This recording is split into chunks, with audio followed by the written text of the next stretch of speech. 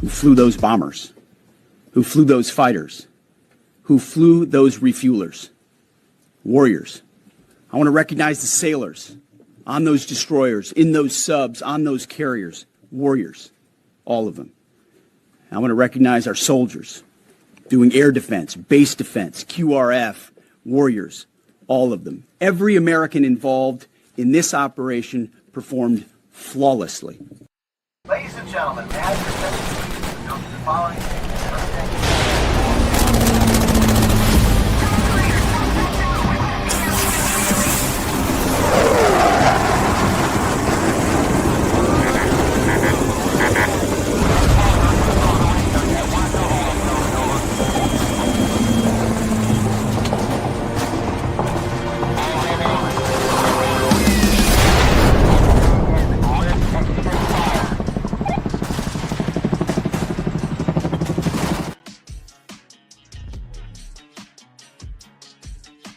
What's going on, everybody? It's Thursday, 7 p.m. This is the Triple Threat Vet Podcast. We've got a busy week going on here, but, there's a socialist running for mayor in New York City.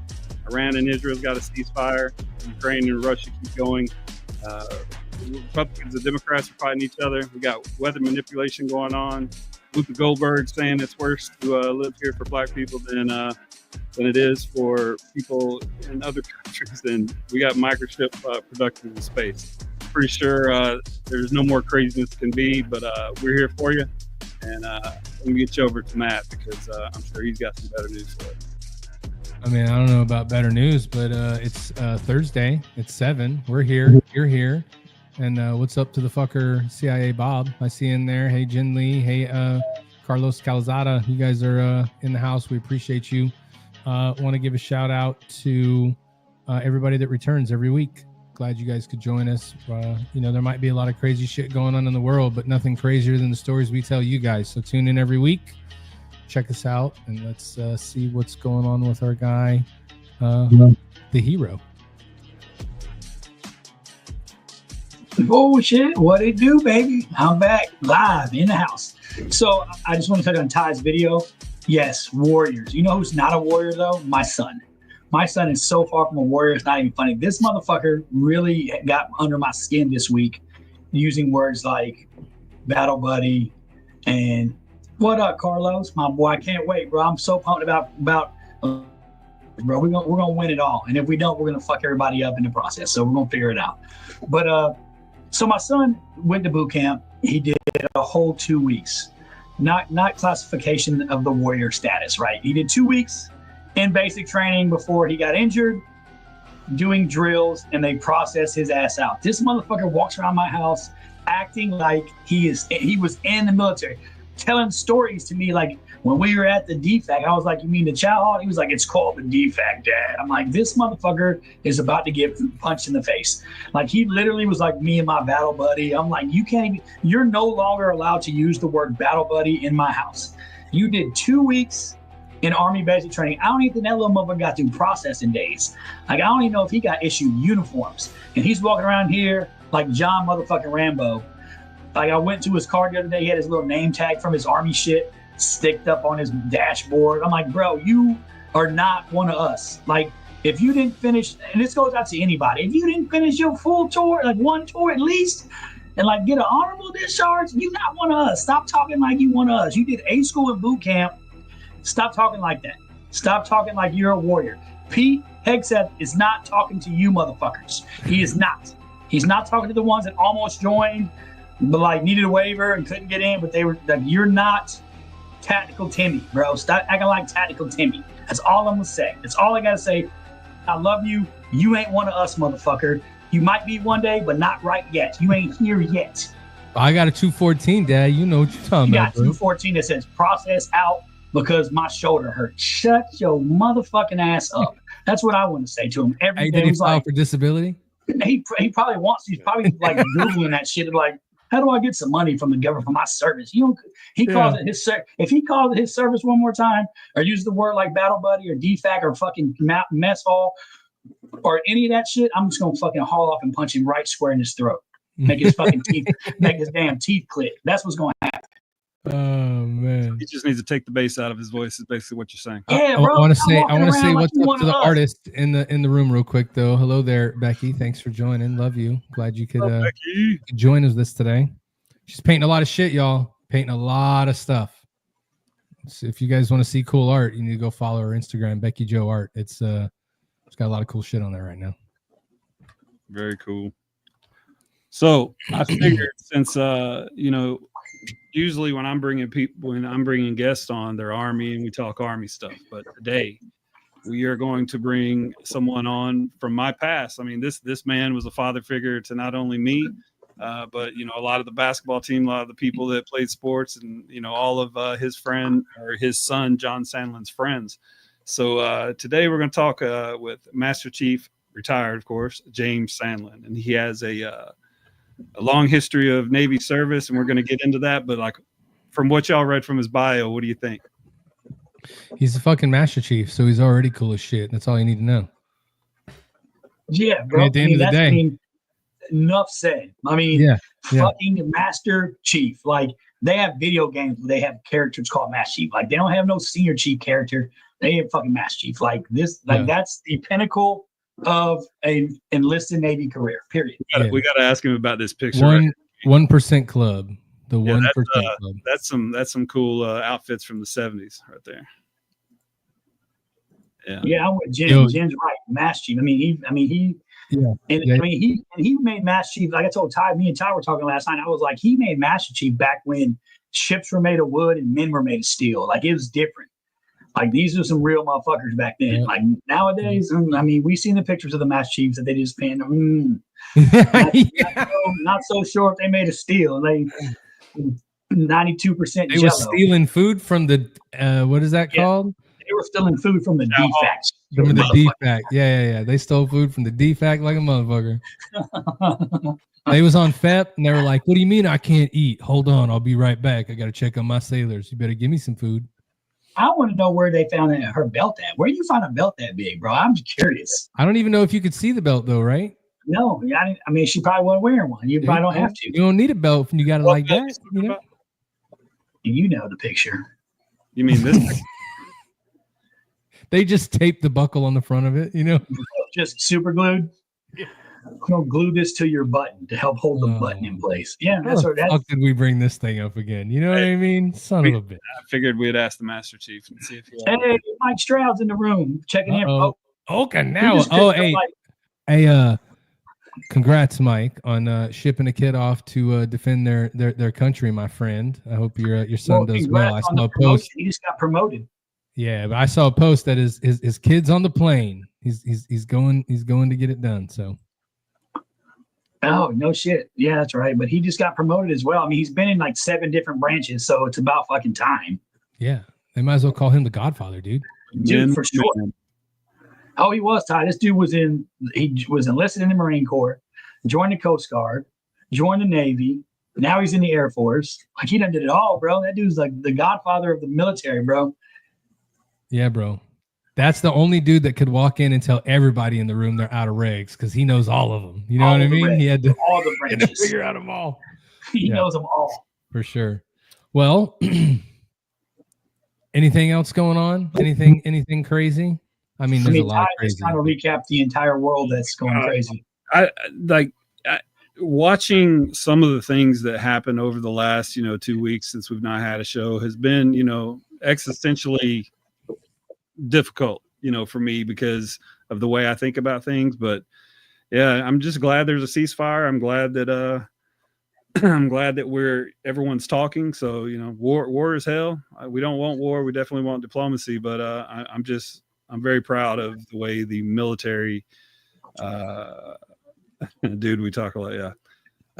I'm really glad the way the military performed, and it sucks that we had to use the military, but I've never been more resolute in support of a decision made by an administration as this one. I mean, there's no way that we can let Iran have a nuclear weapon, and since they're at the 60% process, that is way further along than you need for sustained energy. So, I mean, I think that's something 5 to 10% that they do for enrichment. If it's at 60 already, then they're already going.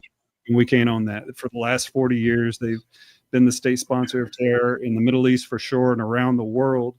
There's so many proxy groups. I want that to stop. And, I know some Iranian people, and the Iranian people, I don't think necessarily want what the religious clerics are instituting for them. So I hope those people have freedom someday. And then, what I watch The View, I record The View just to see the crazy stuff they say. It's Whoopi Goldberg to me is a comedic Mount Rushmore-esque type person. I've always loved her comedy, but I cannot believe she said that. That was very disheartening.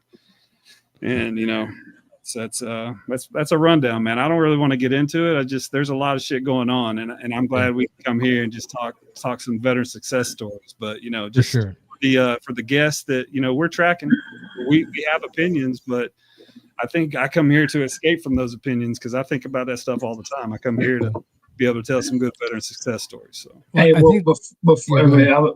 meant to do it earlier. I want to give just a shout out to Chief. I think he might be a senior chief, but I looked on his profile. I think he's a chief. But to Chief Aaron Miner made me this sweet ass shirt. A Chief Petty Officer out of Jacksonville. So I appreciate it. They call it Al One Way. Good looking shirt, man. I appreciate it, brother, for the hookup. I got a couple guys that want another order, so I'll be reaching out to you. But yeah. For sure. So appreciate it. Shout out to Chief or Senior Chief. I don't know which one he is. I think he's Chief. Chief. Chief Aaron. Hey, look, appreciate you, brother. See that? Gen Z butts puckering. We getting drafted, y'all.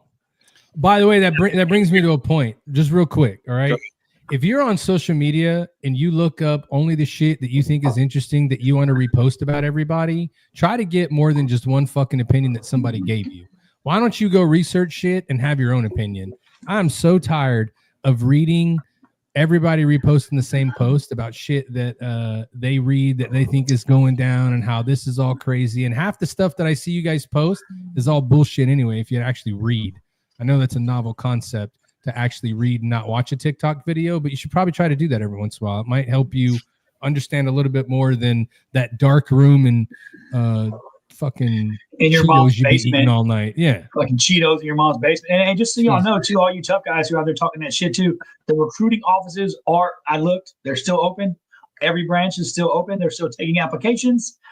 Feel free, sign up, become part of the fucking world's most powerful military, and go out there and put those fucking Call of Duty skills to the test, motherfuckers. Hell yeah, dude. Oh, but by the way, you're not going to get to fight them on the video game. You're going to have to do that shit in person. So just remember that. Oh, and FYI, you don't respond, just so you know. Like, there's no coming back. Just be ready, man. Learn how to duck. No respawns? No respawns, bro. Learn how to duck. Ain't no extra lives. This ain't Contra. We ain't up, down, left, right, A, B, select, start. We ain't getting 30 lives. Period. Yeah, for sure. Terror threats and illegals. Well, now that we got all that shit out of the way, right? Now that we got that out of the way, I think Ty, if you want to go ahead and tee him up, this guy is going to be really, really fun to talk to. He's going to have the cool ass stories of the Navy. You know what I mean? I bet he knows what liquid lunches are, wearing beards on the boat, all that shit.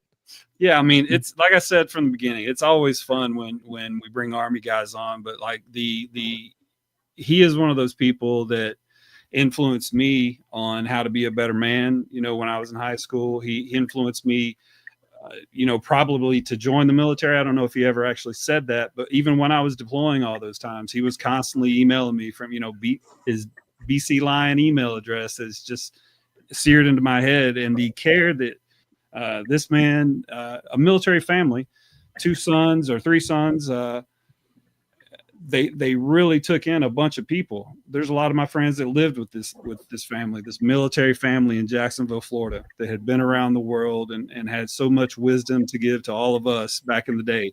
I tagged a bunch of the people from the basketball team, and I hope that they get to share this story and how much that Master Chief retired James Sandlin meant to us. Can we read a paragraph on you real quick there, James? Is that cool? Go away, Master Chief. Go ahead. Yeah, I just want to read the paragraph. I worked really hard on this. Everybody on this podcast knows that that's 100% true. So basically today, y'all, we get to talk to Master Chief Petty Officer James Sandlin. He started his journey in the Navy in October of 1972, leading him to serve on the aircraft carrier, the USS Forrestal. He was on that carrier for 3 significant Mediterranean sea cruises during heightened conflicts. And then after an initial active duty stint, he made the mistake of joining the Army Ohio National Guard We know it was a mistake because he then returned back to the Navy to, do real God's work. And that service took him all over the globe.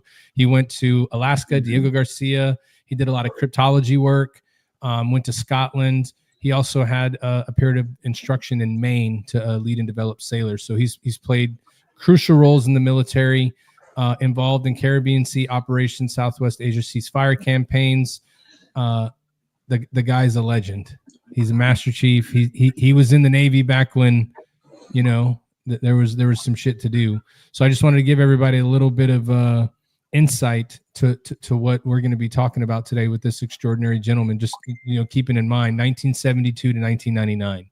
So his career spanned a lot of change in the military, and I'm sure he's got a lot of stories to tell us about how things did or didn't change. So I just wanted to give you guys a little bit of a picture of him before we bring him on. All good Master Chiefs love to be embarrassed too, by the way. You're going to find out in a second. It's great. So I would say without further ado, let's bring him on. Let's bring him on. Here we go. Welcome aboard. Sandlin. Hey, gentlemen. How's everybody? Hoorah. There we go. Let's roll. It's the only way to go. Only way to go. Well, thank you for coming on. We appreciate you coming in. It's very ironic that Ty brought another Navy guy on to be outnumbered with him, but we have heard a ton about what you meant to him and what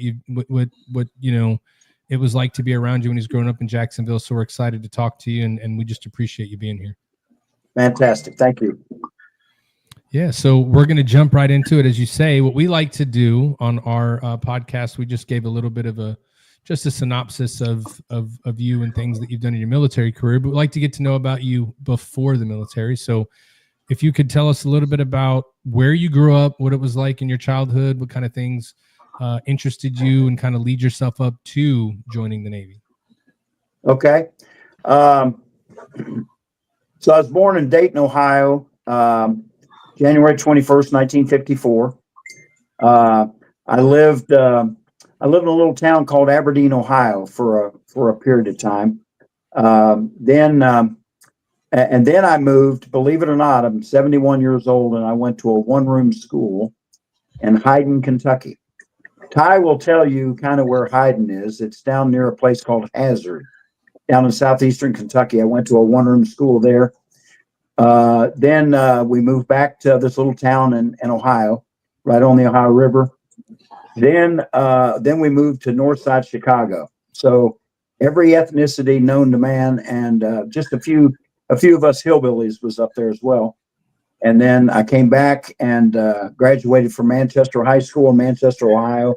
And back then, most people didn't go to college. They were just, most people just went to work. And and I was not college material. So I went in the Navy, 18 October of 72. I didn't get a school. I didn't get anything. I just simply went in the Navy, and they put me where they wanted me. And I went to the forestall, and as you say, I did those 3 med cruises. And now, interesting thing happened 3 years ago. I found out that the forestall was actually supposed to go to Vietnam, but a kid set fire to the ship, and they had to send the ship back to the yards. Another carrier took our place and went to Vietnam. And when we come out of the yards, we went to the Med, and it was a 10-month deployment. So they left in September of 72. I didn't get out of boot camp until December. So I missed the first part of the deployment. I reported aboard January of 73, and we got back in July. So that was my first deployment. And then the following March, and then the following March, and so on. So I wasn't a very good student. So I said, hey, I'm just going to go in the Navy, man. Hence the reason you were undesignated, right? You're like, I don't need to go to ace school. That shit's going to be boring. Just put me somewhere. Oh, yeah. Well, you know what? I was a storekeeper. Actually, I didn't want to go to deck. So I went down 2 or 3 of these guys. The first guy that I met on the ship was a storekeeper, 3rd class, who had just got off of riverboats in Vietnam. That's the first guy I met. Oh, wow. I said, my God, you're kidding me. He said, nope, I just got off a riverboat. So I wanted to go into supply because I was trying to stay out of deck. And And they said, well, put a chit in. We're losing some guys, and they'll probably let you come in and go to work with us. So I did. I went down and seen this old Master Chief smoking a pipe, and he said, I give him the chit. And he said, what makes you think we want you? I said, well, you're losing some guys. You're losing some guys at the end of the deployment. And he said, well, who are we losing? So I rattled off the 5 or 6 names that I had memorized. He said, let me see that chit. Signed it, and that's where I went to work. Nice. That's how I ended up there. I could have sworn. I'm an idiot because I was like, I was looking at your bio, and we crossed paths. In 1980, I was born in Milton, Florida, and you were here in A school, right? I was in Pensacola, January. I got down there in February, I think, February of 80, left in July. And I know where Milton is. I've got friends down there now. Absolutely. Yeah, I spent time, and then I went back to Pensacola for another school. I thought for sure you were a CT. I was like, he was at Corey Station. He had to be a I am. CT. I was a CT. Yeah. So what happened was I was a storekeeper. I got out of the Navy. When I come back in, Reagan was coming in. He wanted 600 ships. I was a 26-year-old A school student in Pensacola. So I went to Pensacola as an A school student. All the beer. Yeah. So I went to the A school down there when I was 26. Then I went to a C school in Maine. Then I went up to Adak, Alaska. So yeah, I was a CT. Yeah. I kind of guessed it when I heard you were in Corey. I was like, man, that's CT. That's CT country right there. Yeah. Oh yeah. Still is. Lots of folks. I got a lot of friends down there. Have you ever heard of the USS Liberty incident? In 1967, the Israelis, believe it or not, strafed one of our ships. Look it up. 8 June 1967, 34 sailors died on the USS Liberty. I knew 2 of them that was on board. One's still alive, lives in Pensacola. The other one passed away. And I had a department head on the ship. His father died on that ship. And the department head was 6 years old when his dad died. So yeah. Wow. Matt Chief, what year did you make Chief? Made Chief in 1987. Woo! Best day of my life. September 16th, 1987. Hey, listen, Best fucking day of my life. For everybody that's listening to this right now, y'all heard what he said, right? He said September 16th. He didn't say November. He didn't say August. He didn't say any other date but September. If you didn't get pinned on September 16th, you might want to go check your service record. I'm just saying. Yep, that's right. September 16th. Yep. Yeah, that's the day. That was in Winter Harbor, Maine.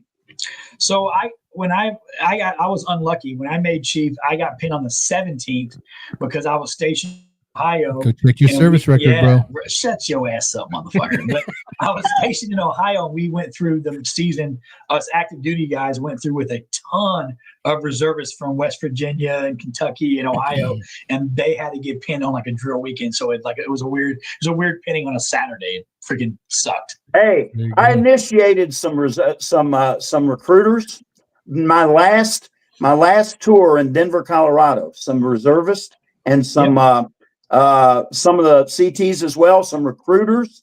Yeah, I had some fun with those recruiters, buddy. I mean, fun.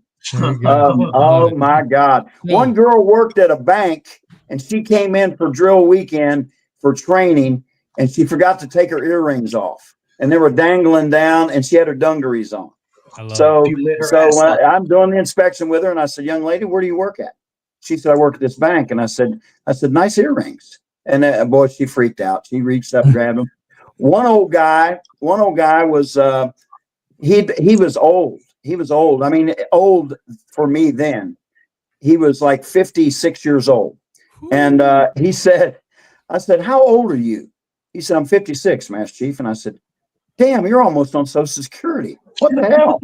And he said, I said, "What do you do for a living?" He said, "I'm a cop in Aurora." I said, "Well, let me ask you something. If you pull me over for speeding, are you going to give me a ticket?" He said, "I'll give everybody tickets except you, Master Chief." That's right. Smart. You were like, you're doing more push-ups for that. We're all absolutely, man, bro. Good answer. Yeah. So real quick, let's rewind back, right? Because I can't wait to get into all the Chief shit. That's going to probably take 3 hours alone. That might take a while. It will. So I wanted to go back. You did a first tour in the Navy, and then got out. Was there a specific reason you got out and decided not to re-up? What was your thought process? Well, yeah, because I was 21, 22 years old. I had a wife and a child. My son was my first, after he was born, he was like 3 months old when I left. He was 9 months old when I got back. And then I had to do another deployment and young. So I just said, hey, I'm getting out. Plus the job and, and all that stuff. I was excited about getting out and going back home. And that wore out in about a year. And so over time we decided, hey, you know what? I mean, let's give this thing another shot. Now a big thing was, deployments are hard, man. They're tough. Yeah. They're hard. Yeah. And so I picked a rate that I probably wasn't going to be going to see a lot. That was primarily what I was looking at initially, was that, sailors are supposed to go to sea, and that's true. I'd already made 3 meds, though, and I'd already done more sea time than some of the CTs that I served with for their whole career. And, and then I went back in. I was unhappy with my jobs and stuff like that, but that's the reason why. I mean, I was on board about 2 years and 9 months, and I made 3 deployments in that time. God, dog. Yeah. I will tell you, I'm proud of my sea time. I got 0 sea time too. We were Seabees, Matt Chief. We were Seabees. So, Oh, hey, I love the Seabees. I was stationed with NNCB 62 for a while. They was in Diego Garcia, out of Rota, Spain. Oh yeah, yeah. And you know what? Seabees are crazier than hell, man. That's what I liked about them, man. Bob Hope went down to DG and swore he'd never come back, and it was because of the Seabees. They ran Bob Hope off, man. Yeah, I mean, you're here to party, right? Because that's what we're here to do. And I'm gonna tell you what they did. One of them put a cat in the mailbox, and oh my God, it was a mess in there. Yeah, so great. So, Army National Guard time. I don't want to gloss over that. Did you join the Army National Guard like right out of the Navy as something to do, or did you do that or was that what you did about a year after you got out? Well, that's an interesting thing. So my father-in-law, who's an amazing guy, he was in World War II in the Navy, and he got picked up for a program. Since you guys are recruiters, programs is kind of what you do. He was in a program called the V12 program. It is an accelerated college program. So he went to Ohio Wesleyan College, going to school 6-7 days a week, 10-12 hours a day, to get his degree to get back out to the fleet. And he was on a bunch of rusty DEs and stuff during World War II. And he served all the way up to 55. He's a lieutenant commander. And then he got out because his father passed away. So he got out and he went in the Ohio National Guard and served for a period of time.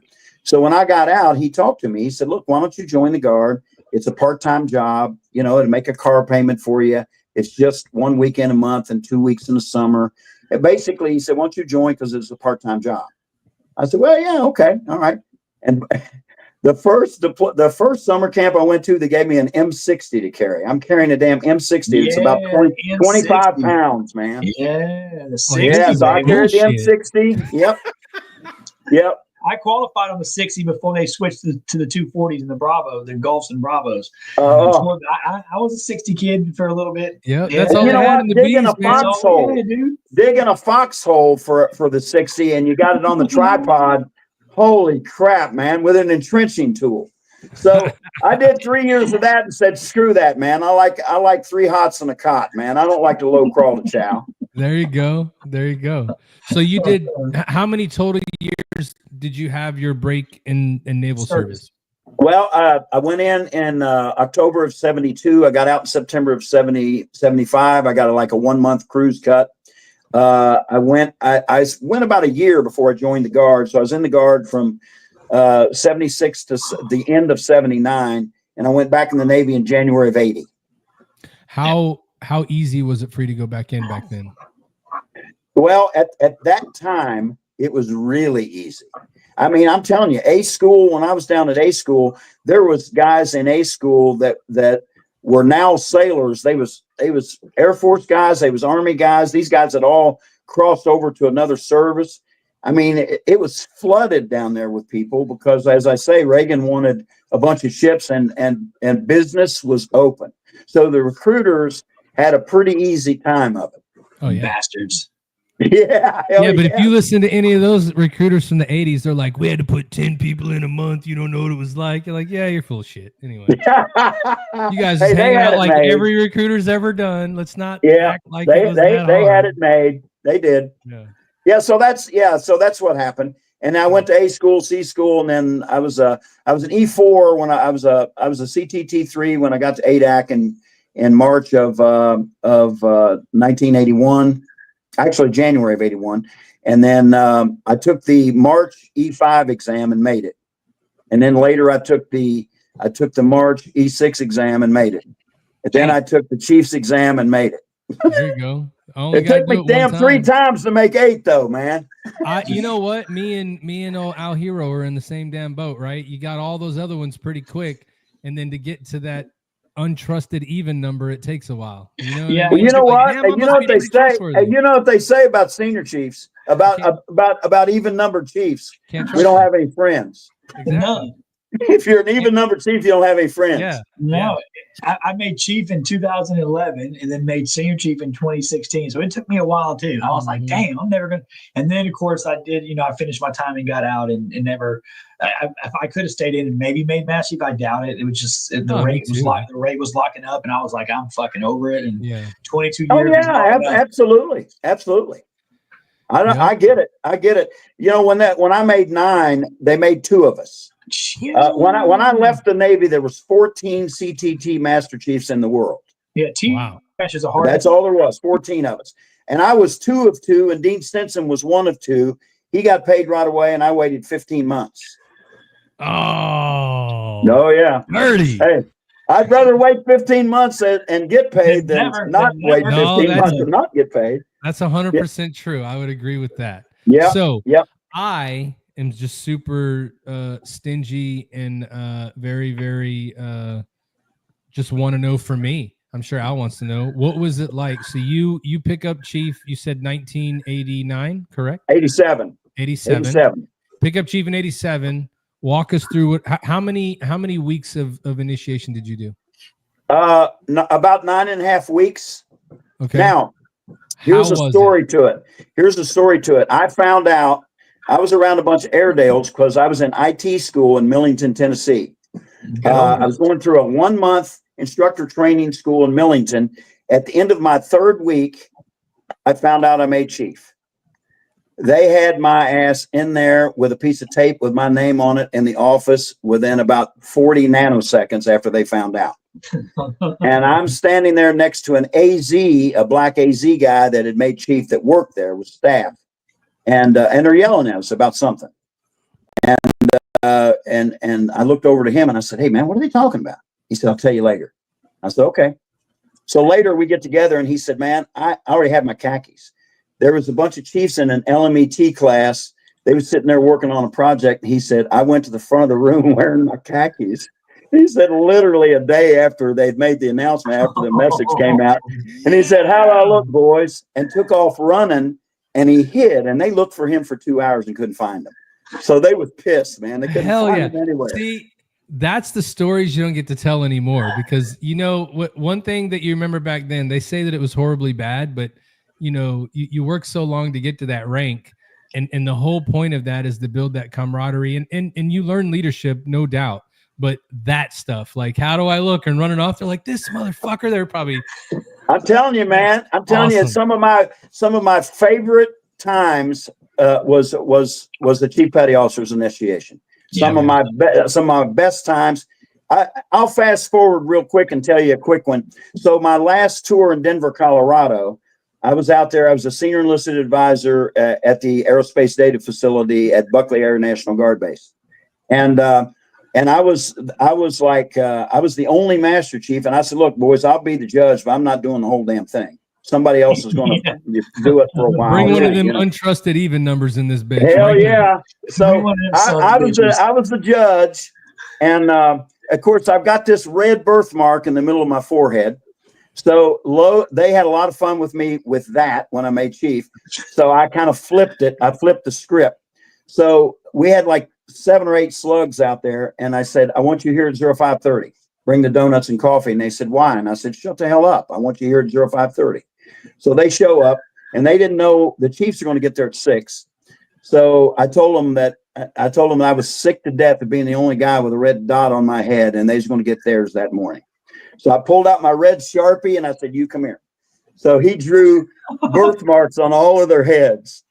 And when the Chiefs showed up, they was all in formation waiting on them. I mean, they broke up, man.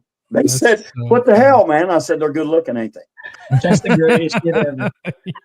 I had a lot of fun with it all the time. Hey, Matt Chief, I told a story a long time ago, and Ty didn't know about it. I had a Matt Chief one time during inspection, fucking drew sidebars for too long, and he literally, he literally pulled out a fucking Sharpie and drew on my face where my sideburns should be and sent me home during the uniform inspection to fix my sideburns. And then I came back and I couldn't get the Sharpie off, so I had to walk around all day long with fucking Sharpie on my face of where my sideburns should be at. That's great. But see, face. That's fantastic. That's the stuff that I love. I mean, I can tell you stories for probably 2-3 hours on Chiefs initiation because it was just there was always stuff, you know. Yeah. Yeah. Well, and when you guys did back in the day, it was way different than what we did, in our time for sure. But it's just one of those things, man. When you make it and you go through that, you learn a lot about yourself, but you also learn a lot about what it means to really wear that uniform and step into khakis and walk in and be completely different. Like when I made chief, I had to, you got to go get your new ID card, and everybody said they treat you different. When I walked into the pass an ID place and they were like, walk this way, come right up here. And I'm like going to the front. I was like, what the fuck just happened, dude? And then you look down, you're like, oh shit, I look different today.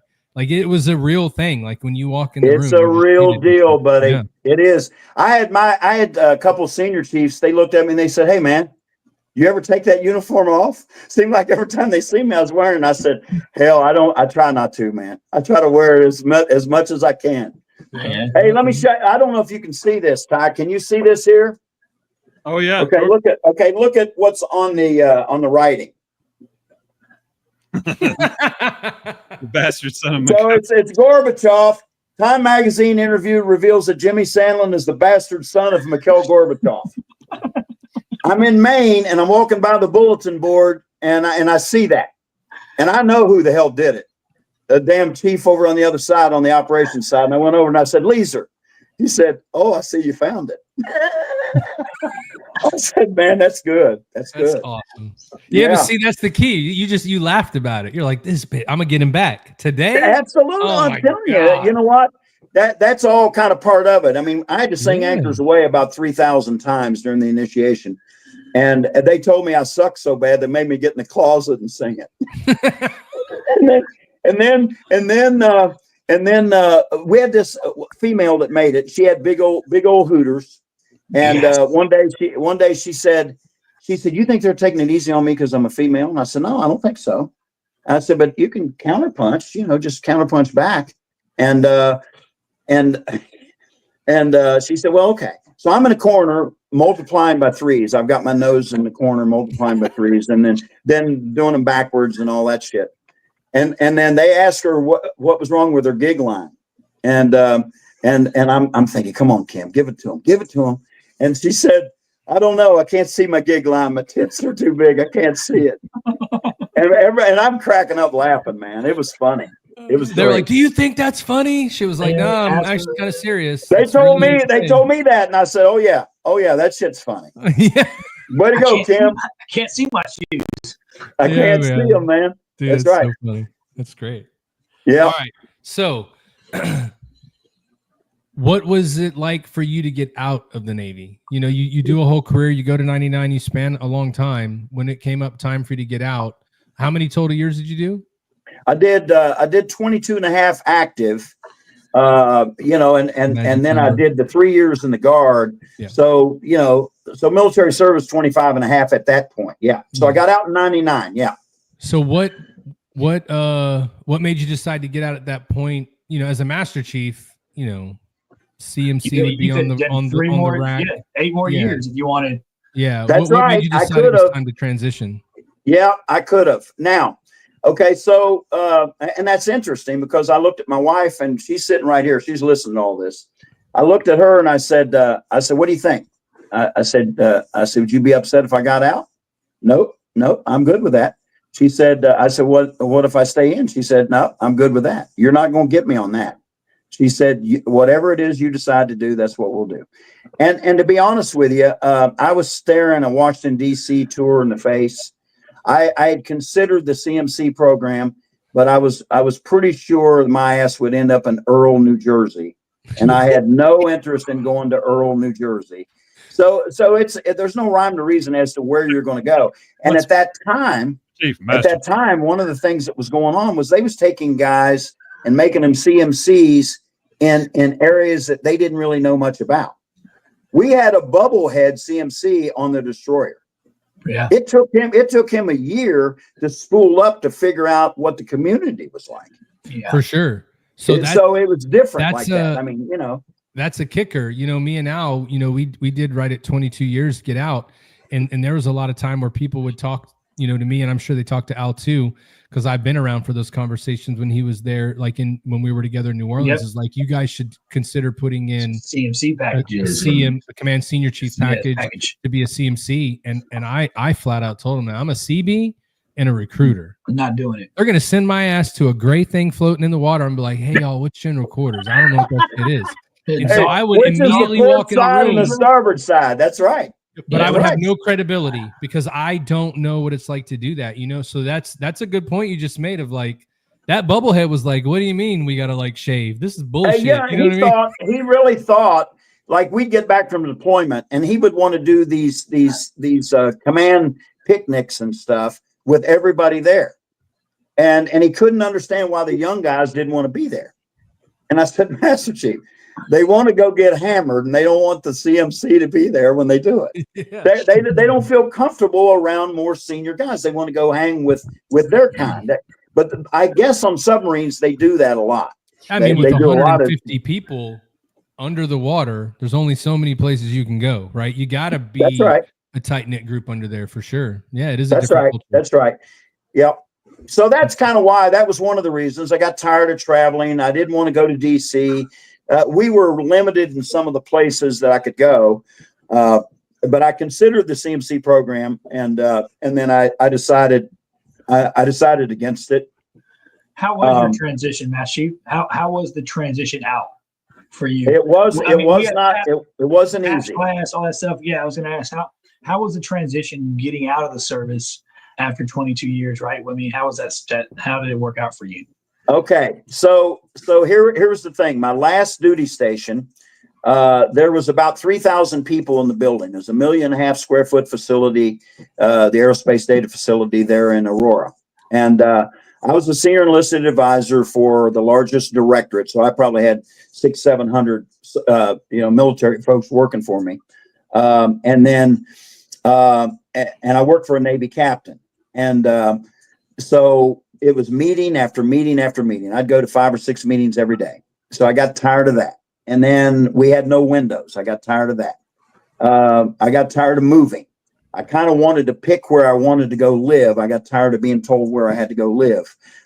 So I was just kind of at that point. My son was about to, we thought he might get married, and he did. And they had a daughter. And so I got out, and I got to be around her and stuff like that. But when I first got out, I couldn't figure out what I wanted to do. So all I knew is I didn't want to be responsible for a lot of people. So I tried to get a job driving a Pepsi truck. I didn't think that through because that's some heavy ass work. I didn't think it through. Yeah. But so how hard can it be? I'm driving a Pepsi truck. Yeah, I know. I just wanted to do a job that I only had to be responsible for me. I didn't have to be responsible for everybody else's, performance. So I go down, I interview in Northern Kentucky, and the guy asked me, he said, "Do you think you're overqualified for this job?" And I said, "Well, maybe." And I explained why. And he said, "Okay, I get that." So he called me a day or two later and said, I don't have a job driving a truck for you. I gave that to a couple other guys there because it was a union. And he said, I got a job loading trucks for you. And I said, you don't have that job for me. So I didn't get the job. I went to work initially with it was like a factory sort of setting, but it was up near Dayton, and it was like they took all the shavings off these machines, which was totally different than what I'd done in the Navy the whole time. But I just kind of wanted to be in an area, closer to family. So I had these guys that had a collective IQ of about 20. There's about 4 of them, and they're working for me. And so I ended up doing that for a while. Then I did another job for a while. Then I discovered Navy Junior ROTC, and I went to Florida and I taught for a year and a half down there. I opened a unit in Ashland, Kentucky in 2001, and I stayed there until 2017. So I really wore the uniform for 40 years. Oh, Yeah. wow. Yeah. So tell me, so you said something very interesting just now that we all encounter when we get out. You go do your job interview, you walk in the door, and you're Fucking like, I applied to be the truck driver, right? Just the truck driver. And then they go, you're a little bit overqualified. Bastards. Tell me what you would tell somebody, or what your best advice to someone is getting out that is just like you, me, Al, all of us. We're like, I don't want to lead 300 people anymore. I just want to do a job, get, whatever, and then go home, right? I've done that life. I've been there. I don't have a desire to climb a ladder, right? What would be your advice to someone that's getting out now to be able to combat something like that and really be able to explain to them why they should consider them, even though they're overqualified, right? Yeah. Because a lot of times we're just looking for a place to land. Yeah, I think the thing is that if you've achieved where you're at and you decide you want to go because I could have went to work for any number of contractors. I have all kinds of buddies that worked at Fort Meade and worked all over the place, all over Northern Virginia. But I just didn't want to live there. I didn't want to deal with the cost of living, all the crap that went with it. So what I'd tell them is what I should have done. I overdressed. I should have dumbed down my resume a little bit. I didn't do that. So I made it sound like I was running the Pentagon, and so I would do that. I mean, if that's what you decide you want to do, just some grunt labor. Now, on reflection, I should have put in for a potato chip truck driver or a bread truck driver. It'd been a lot lighter. This shit's a whole lot lighter. There you go. That's what I'm saying. I got a question for you, Matt Sheaves. I'll switch gears a little bit. So I'm sure all of our listeners want to know. Talk to us about Ty fucking Cobb growing up. Talk to us about this motherfucker and what he was like hanging out in your house and what type of kid he was. I'm gonna tell you a couple, 3 things. Then I'm gonna have my wife tell you some things because while I was deployed, she was around. Right? Oh, no. Yeah. So my son comes home one day from school, and he said, Dad, you know where Corbin is? I said, yeah, I know where it is. And I said, why you ask that? And he said, well, we had a kid transfer in from Corbin. I said, oh, okay. I said, good guy? He said, yeah, he's a good guy. He said, he talks funny though. And you guys wouldn't know that right now, the way he talked back then. I said, well, what do you mean he talked funny? He said, well, he looked at me and said, hi, what's your name? My name's Ty. I'm from Kentucky. So, and he knows, man. He knows because, hey, I have relatives that still talk that way. Yeah. And so anyway, they became fast friends, and so on. That was my first introduction. Now there is another thing. When I would come home sometimes after being gone, I'd come home. And there might be a real big jug of orange juice or something in the fridge. And I would go in there to get some, and there wouldn't be very much in there. And I said, Susan, what happened to all this? And she said, Ty's here. Our other kid. I said, get 2 gallons from now on. It was Sunny D, though. It was Sunny. Sunny D. He's Sunny D. And he was a chow hound, man.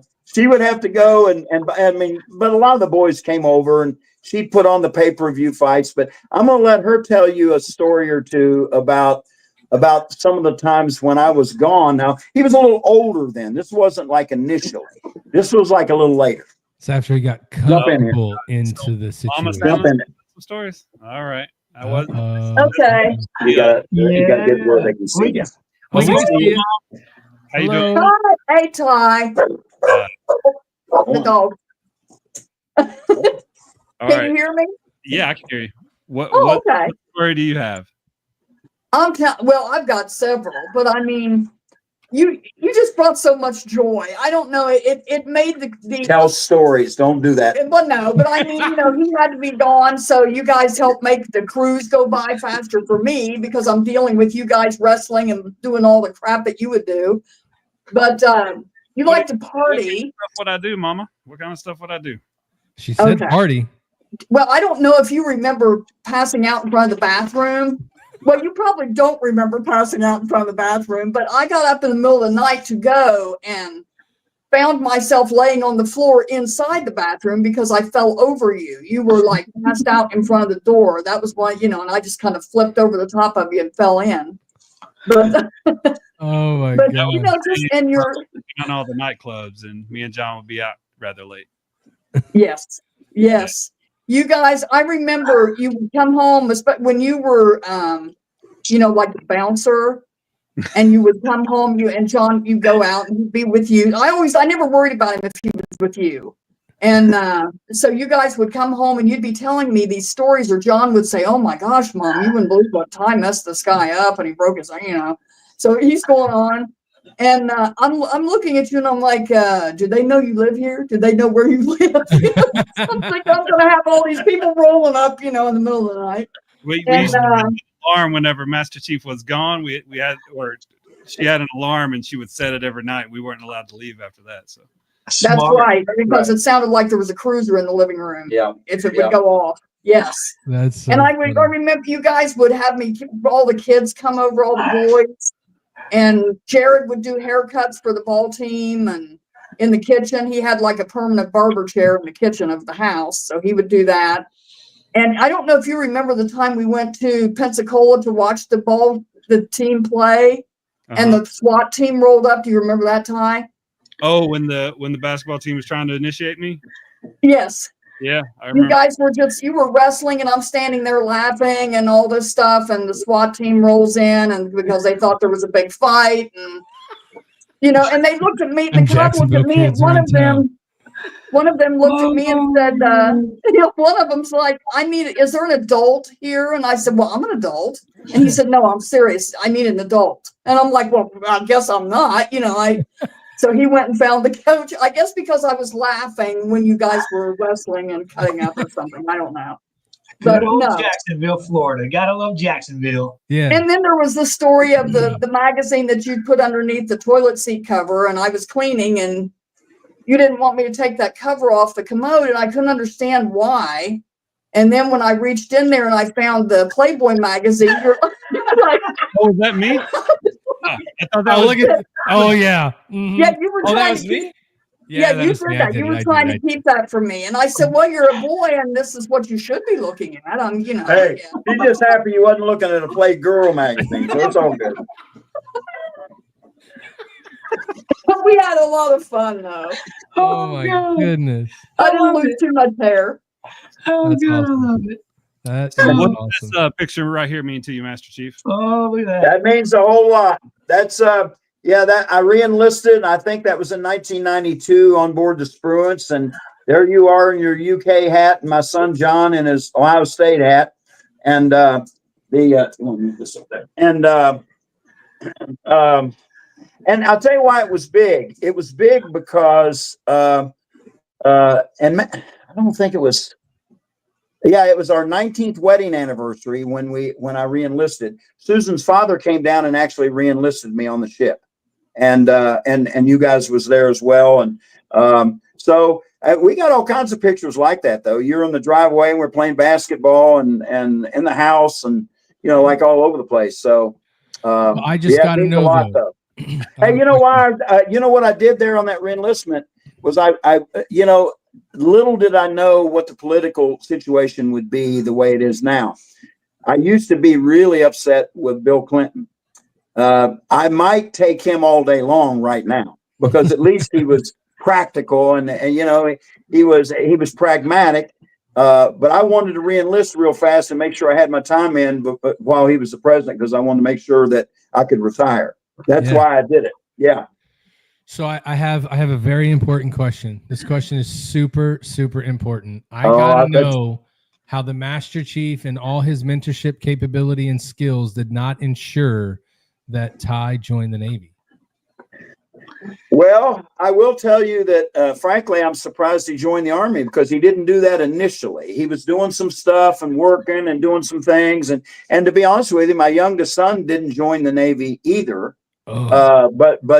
But you know what? They lived the Navy life. Now, Ty didn't, but my boys did. And so he joined the Army unbeknownst to me. I never got a chance to talk him into joining the Navy.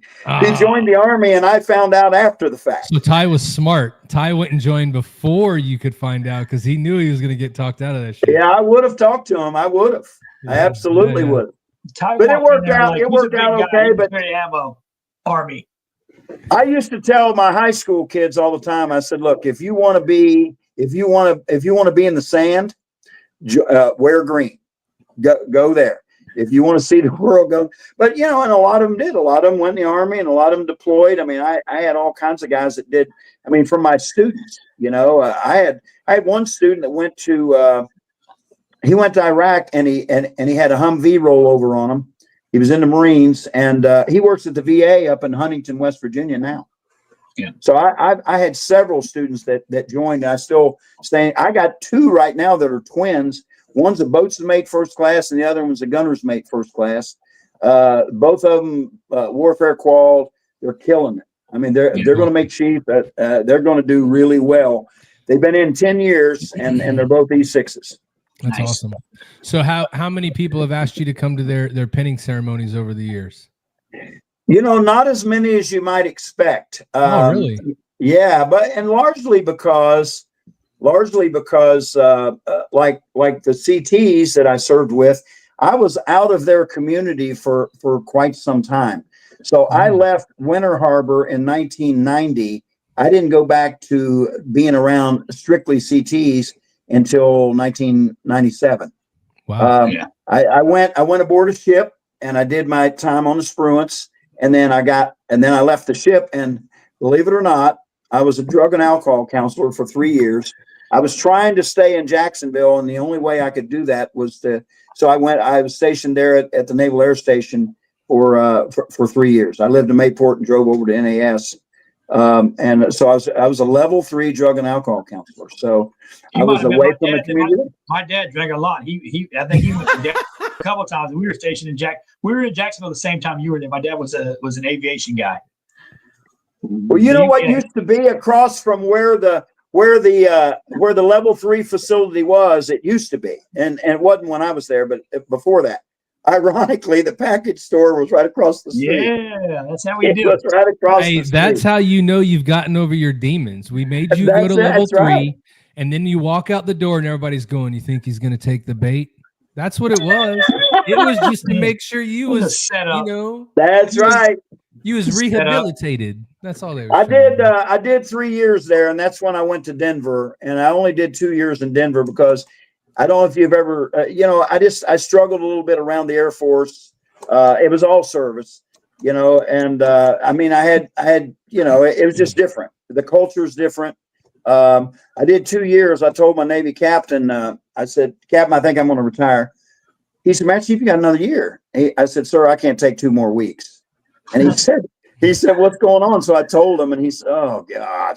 And I said, "Look, it's Bill and Bob and George and Tom, and there's no rank." And I had 2 captains come up and say, "Have you seen Laura?" It was a first lieutenant. I said, "Captains, I've not seen Lieutenant Williams, but if I see her, I'll let her know you're looking for her." That was the beginning of, man, it's time to go. Yeah. No, I think that every one of us kind of had that same, it's ironic that even though the times were different, that's kind of how you see it, right? Like the writing on the wall for us was there as well, Yeah. Al has his famous story of why he left, and it's similar, but completely different than what you had and what he had to face. And then for me, it was kind of the same as what you're looking at. Like nobody's, it was a game. It wasn't, you weren't there for the right reason. People were trying to get promoted, and that happened all the time. But the moment that you start to see it shift to where, just in my opinion, where I'm trying to go in and you're trying to hold people accountable, and that becomes difficult to do, like I got to go. Right. And you know what? My last tour in Aurora, my boss had cancer when he was the CEO of a base up in West Virginia. And he was out in Denver. He had cancer and he had radiation and chemo and all that stuff. He couldn't produce saliva. So those glands were killed when they did radiation on his neck. So he always carried a water bottle around, so, and a lot of the guys that I had worked with previously didn't like him, but all he did was hold him accountable, which I like the guy. I really, really like the guy. And so there was always circumstances like that. I walked into the ops floor once and where a bunch of the guys that I used to work with, and they're in there. Well, there's an Army sergeant that had an E4 sailor down on the deck doing push-ups. Yes. And he was a staff sergeant. Now, we had operations going on. So if that guy's on the deck doing push-ups, he's not monitoring what he's supposed to be monitoring. So I walked over and I said, staff, come here a minute. So I got him over there and I said, listen, I don't mind that you give him push-ups. If he earned it, give it to him. Either do it before watch, after watch, on a break. Don't do it when he's supposed to be working. Because if he misses something, it's going to be your ass. You understand me? And he said, got it, Master Chief. Won't do it again. So you got opportunities to do stuff like that. And I love that, My most unfavorite right now is, like, I was driving around San Antonio the other day and I walked into my daughter's apartment complaining, because that's what a happy sailor does. And I was like, this is bullshit. My wife is like, what's going on? I'm like, they just don't even give a shit if you wear a cover in the military anymore. And it doesn't matter who you see in what branch. They're getting out of the car at the gas station. They're walking in with no cover. Like, they're just hanging the fuck out. And I'm like, oh my God, dude. Hey, you know what? That reminds me, when I was a counselor, we went down to McClinney, Florida, and we went down to they was drawing a parallel between substance abuse and mental health. So we go down there as counselors and we're trying to learn some stuff and everything. Well, there's a guy from Haiti that was an aviation chief that was on the staff with me, and a few of us go down there. So we're standing around and we're around a bunch of people that had significant mental problems. So we're standing there. Well, Eves is really nervous, and they knew he was nervous. So they came over to him, 2 or 3 of them came over to him, and I'm standing next to him, and they got right in his face. And they said, hey, man, have you got a lighter? And he said, no. And he kept moving, and they kept moving in front of him. Finally, I said, hey, guys, he doesn't smoke. That guy over there, go over there and get a light from him. He said, yeah, okay. So they left, and I said, Eves, they know, man. They know you're nervous. I said, they're playing head games with you. That's what they're doing, And I mean, but you learn stuff along the way. And that was a tour right before I went out to Colorado. I got to tell you a couple of funny stories that happened. Like one when I was in the Senior Enlisted Academy. So I'd been there a week in Newport, and I did really well. That's probably why I made Master Chiefs. I was in the top 10% and all that stuff. So I had this little phone watch, and I'm answering the phone, doing whatever, 4 hours. Some woman calls me. And she said, is Senior Chief such and such there? And I said, well, ma'am, I'm not really sure. I said, let me check his room. I said, hold on just a minute. So I called his room, no answer. I get back on the phone and I said, ma'am, there's no answer. He's not there. I said, is this his wife? And there was like a 10-second pause. She said, he's married. Oh, I said, ma'am, what? I don't know if he's married. And she said, he's married. I said, once again, ma'am, I don't know if he's married. We've only been here like a couple of weeks. And then she said, yes, this is his wife. It was the Senior Chief's wife, right? So I said, yes, God, dude. She's like, oh, I got him. And she did. She got me. And she said, well, let me ask you this.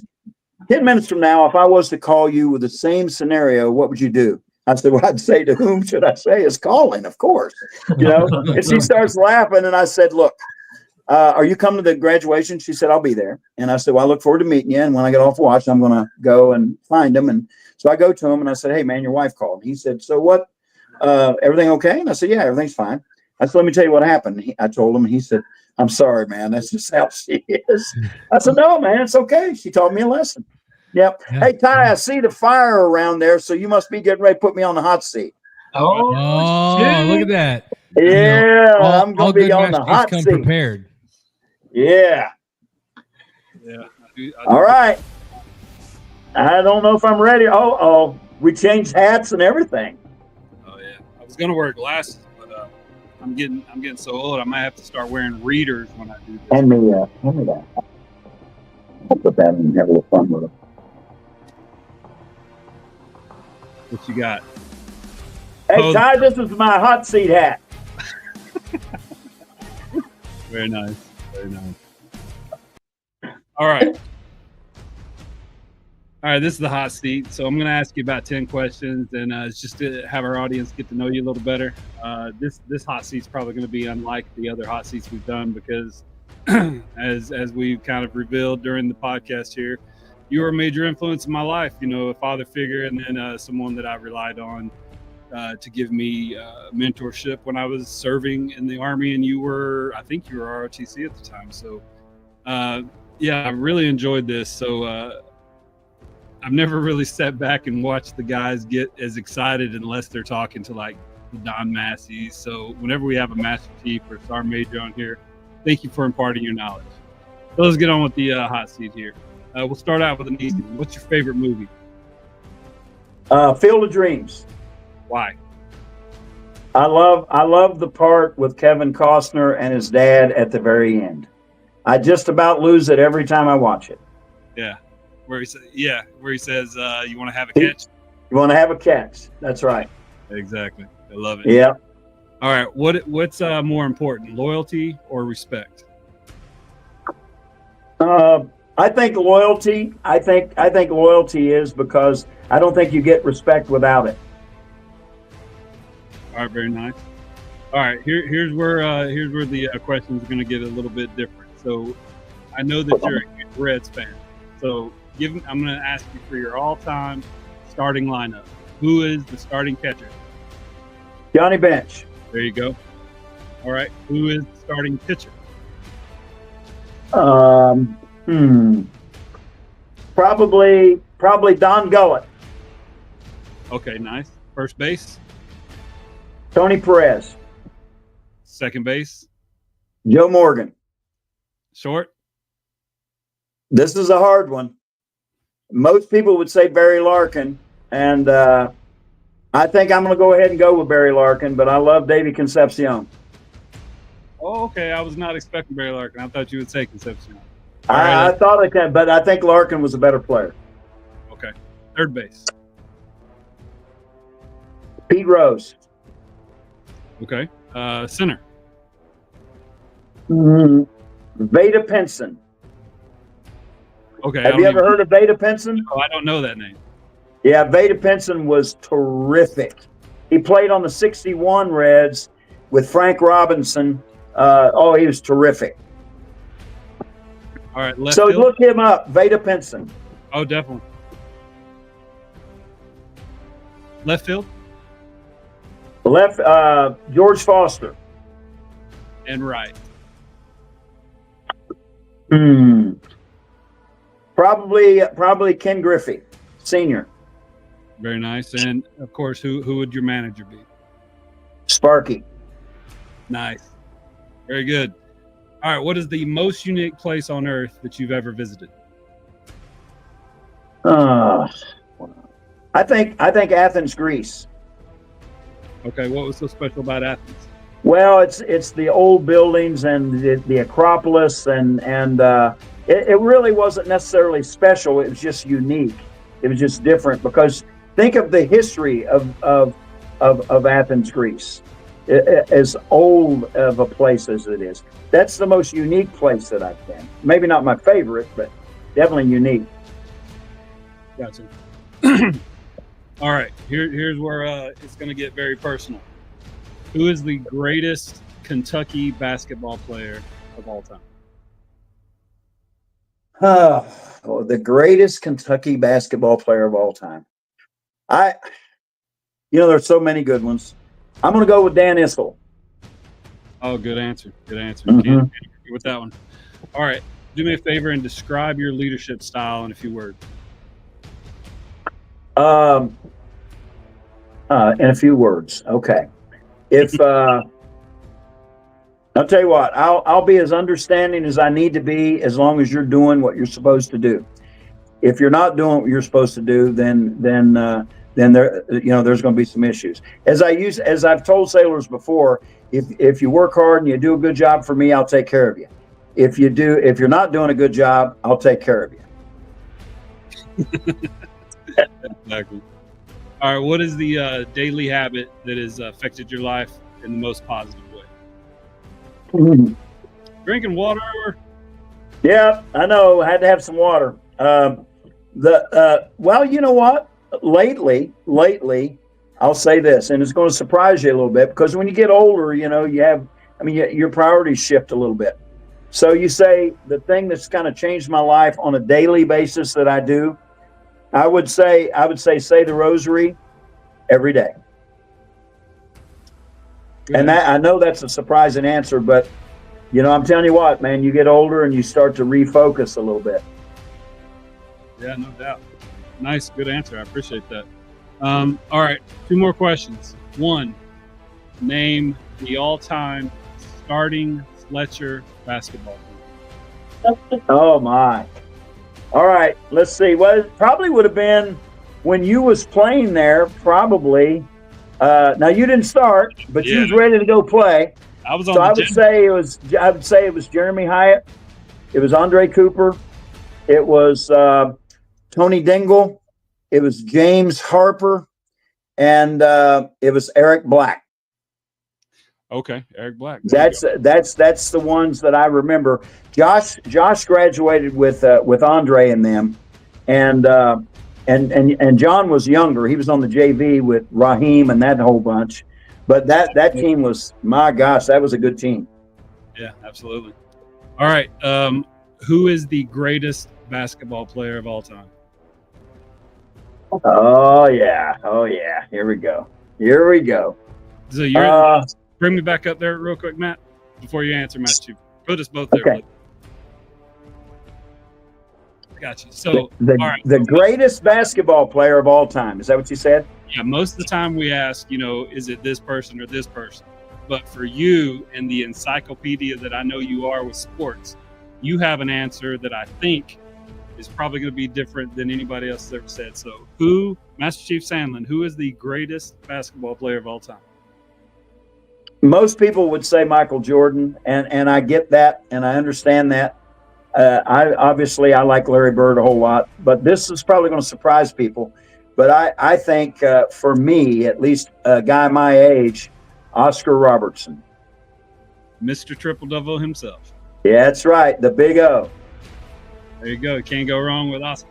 You can't go wrong with Oscar. All right, Master Chief, excuse me. I got Army-fied there for a second. Army-fied. I got Army-fied. What can we do to make our podcast better? Well, it appears really good to me now. I mean, it's not like I do podcast all the time, but I tell you what, let me ponder that a little bit. I mean, is this the normal way that you do it? Oh yeah, absolutely. Yeah. Okay. No, it's good so far. Hey, but we still have work to do. Yeah, of course. All right, Master Chief, you've graduated out of the hot seat. Let's bring the guys back in. Spoken like a true Master Chief. We still got work to do. What the shit, dude? Yep. Perfect answer. That's what I'm talking about. Yeah, that was amazing. Yep. I'd have been disappointed if you would have said anything else, Oh yeah, absolutely. You just get, you know what? There's always stuff to do. I'm still task oriented. I keep stuff on my phone. I got to do this, and this.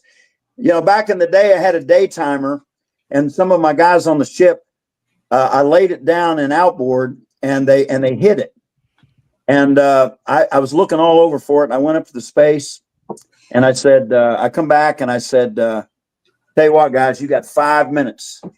5 minutes. I'm going to walk out of here, and it better be here when I get back in 5 minutes. And it was there. It was there. You know, so it was good. Oh, I don't, okay. So I got to tell you a funny one that happened in Winter Harbor. So I'm a chief. I had watch. I go have breakfast in the morning, and there was our cook, our chief cook was a senior chief, great guy, big time person. I mean, he talked to everybody and really good guy. Well, there's another guy that was our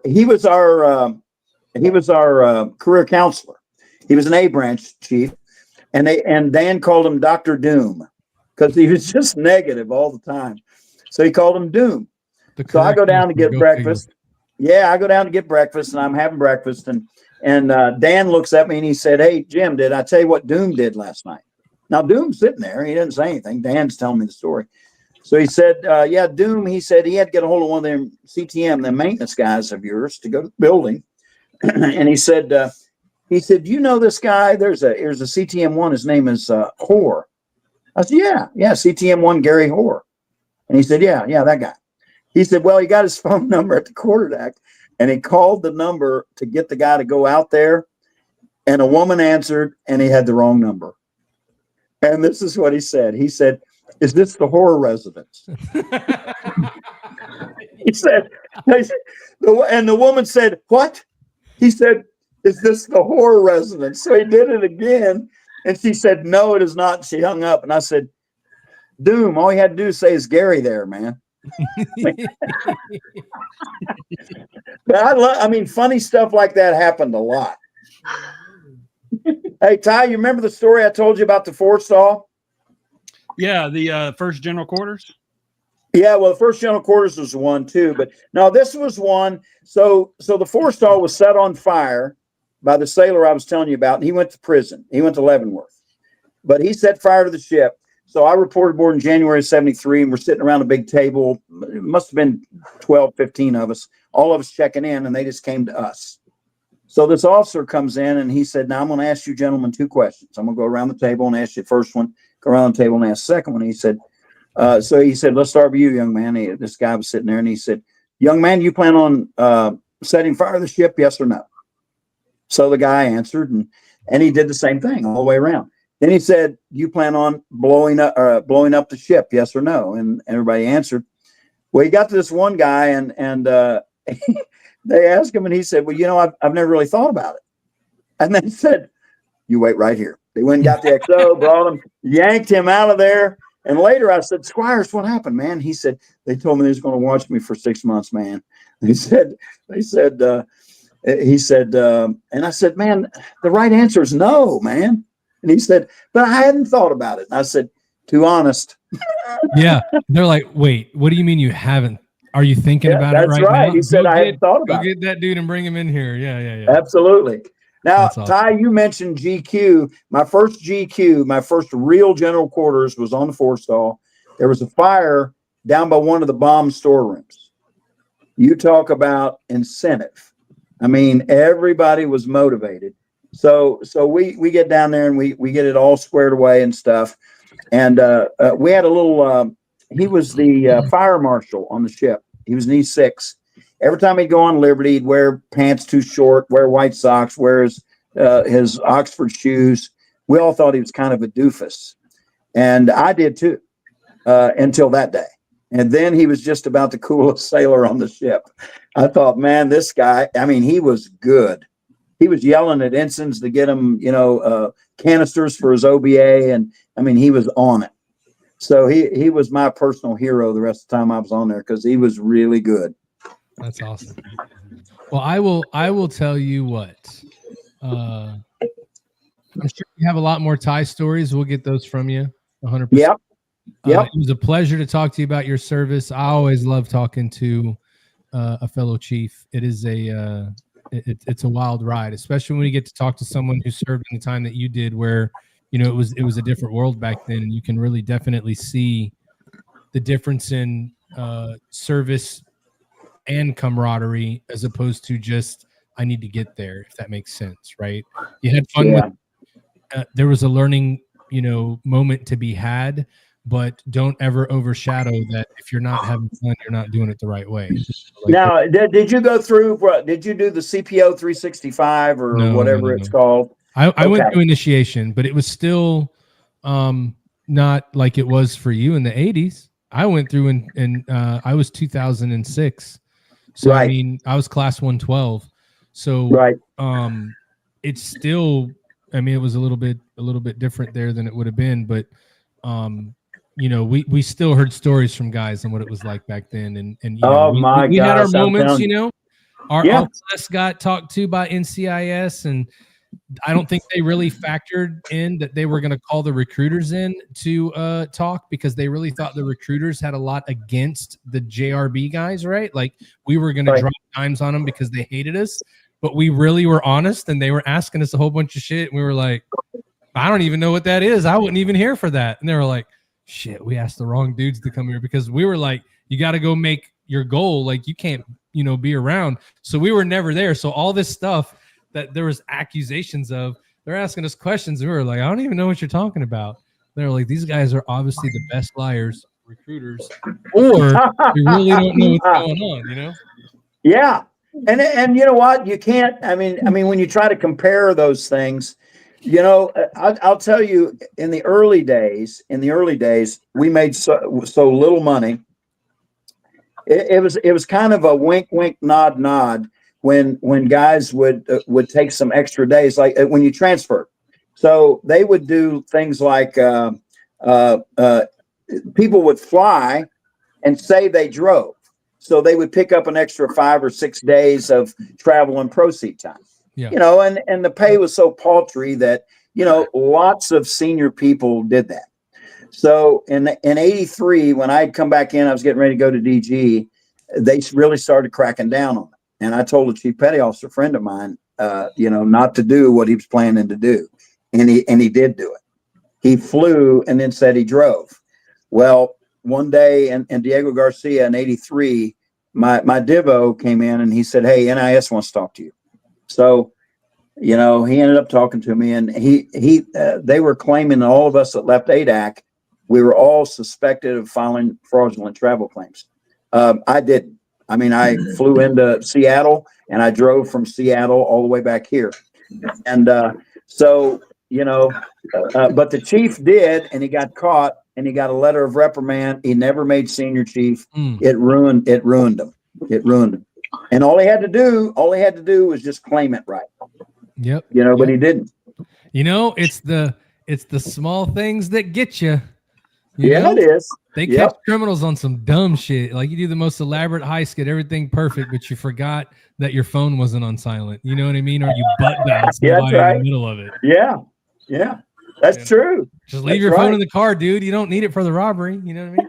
Yeah. Hey, I got to call somebody. Yeah. It's so crazy. So crazy. Yeah.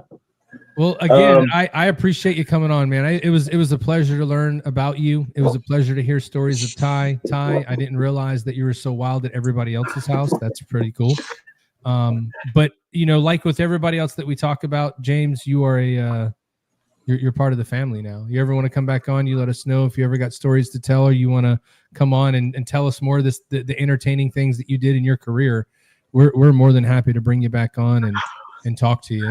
It was just an absolute pleasure, and I just want to thank you for coming on. Well, I definitely appreciate that. That's for sure.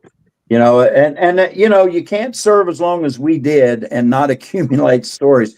Someone said, my God, you've got stories for a lot of stuff. And I said, look, man, when you do different things, a lot of different things with a lot of different people, it just happens. It's just the way it is. We're the original fraternity, dude. All that dumb shit they do in Rush Week and all that hazing. Where do you think they got that shit from? They got it from us. Like, we're pro. We were pros at it. We were. I don't know about as much anymore, but yeah, it was amazing. For me, I just want to say thank you, and it was a pleasure. Absolutely. And I can't wait to meet you one day. Well, that'd be awesome. Now, where Ty? I know where you're at. Okay. So where are you guys at now? Okay, let me see. What's your first name, Johnson? Matt Johnson. Yep. Al Hero. That's Hey right. man, what a cool last name, man. You just try go around and say, "Hey, I'm a hero, man." Try being Senior Chief Hero in your career. Senior Chief Hero, man. Hey, you think that's bad? I had a Seaman Beeman. Oh, look, we had. I was happy as hell when he made third class. Yeah, we had a young lady in our battalion in the Seabees, last name Sample, and she got a NAM from her previous command at quarters, and the XO's like Seaman Sample front and center. A whole bunch of Seabees are like, it was horrible, dude. Like, oh my god. And Hey, you know what? she didn't want to walk up there. She was like, No. "Oh, they didn't just say that in front of." Well, everybody. see, once he makes third class, that problem goes away. Yeah, but That's it didn't that incentive day. to get promoted. And then you know what? There was a gal that did set up my retirement. She's a retired senior chief. She was in Scotland, not when I was there, and she was young. She was probably a third class. Well, anyway, I said, I was getting ready to retire and stuff, and she was smoking. Back then I chewed, I was dipping. And I said, so what's your best moment? What's your most embarrassing moment? All that kind of stuff. For her embarrassing moment, she said she was in Scotland and she got a letter of commendation and the Master Chief presented it. And he called her up front.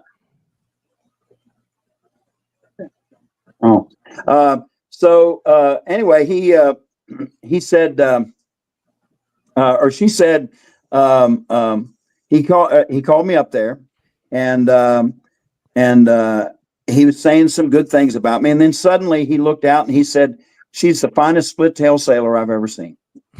Oh no. That's what he said. Now he didn't know that, he just didn't realize that was a bad thing. Because he grew up in a different era. He was complimenting her, but awesome. Her face turned red and she didn't know. Yeah, awesome. she didn't know.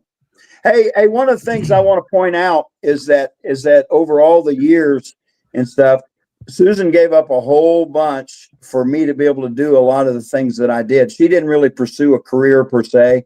She worked in the Navy Exchange. She was an accounting technician, did all kinds of stuff like that, but she'd have to quit jobs and then get another job the next place we went to just to kind of support the moves that we was doing. And I've shared this a lot, that there's not one chance that I would have made E9 without her, because she did things like the CO. He retired, my CO in Maine retired as a 2-star. And one day he stopped me in Maine and he said, "Chief, I want your wife to be the ombudsman." And I said, he said, "Talk to her." I said, "Okay." So I went home and I said, "Hey, Skipper wants you to be the ombudsman. What do you think?" And she said, "Well, tell him thanks, but I really don't want to do that." So I go back to him and I said, "Captain, she said she'd prefer not to do it." He said, "Well, like I said, Chief, I want her to be my ombudsman." So I come back to her and I said, "Hey, listen, here's what he said." And she said, "Will it help you?" And I said, "Yeah, it'll probably help me." And she said, "Okay, tell him I'll do it." And she did. And there was all kinds of stuff like that. So when I was at sea and Ty and a bunch of his friends were over there, it was her taking care of them. It wasn't much me. It was more her. Yeah. She made me buy a van so we could take more kids around and pick them up at ball practice and stuff. So she did a lot of that. It was more her than me, really. So I just kind of wanted to throw that out there that she was crucial. In fact, John has said she was his constant, because, you're a sailor, you're gone. You're in and out. I mean, the boys would walk right by me and say, "Mom, can we go do this or that?" And I said, "Susan, I'm right here. Why are they walking by me?" Well, they were used to doing that. They were just used to going to her. So, I mean, it was hugely, hugely important. I mean, think about all the stuff you guys experienced. And I mean, I don't know who all's been divorced, not divorced, but it's real hard to keep a marriage together if you're gone a whole lot. And but I never had to worry about that. In fact, this November will be 52 years we've been married. We got married at 19. Congratulations. 1973, November 25th. Our 50th anniversary, we took a 16-day cruise to Hawaii and on Princess and went out to the Arizona and did some stuff like that. But her grandfather was in World War I. and World War II. Her dad was in World War II in Korea. Her brother was in Vietnam, and she married a sailor. So, hey, she is as strong military as there is anywhere out there. Yeah. And, and she'd say, go do your job and just make sure you come home.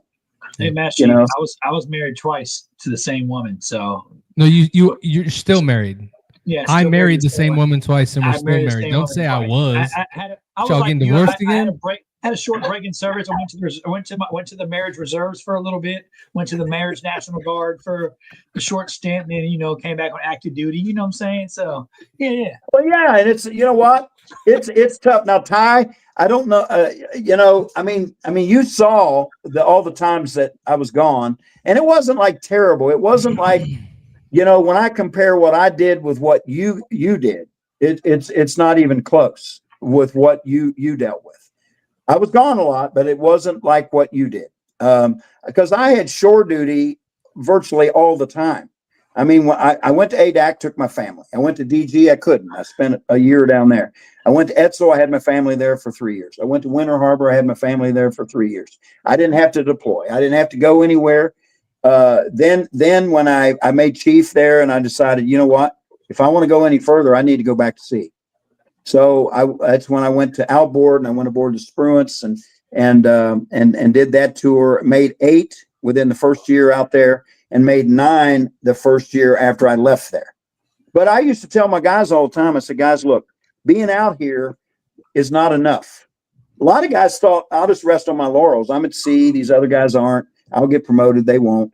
I said, you need to excel while you're out here, and I didn't, I had a really good division, but it wasn't really good initially, but they became, in fact, my LPO made Master Chief in 16 years.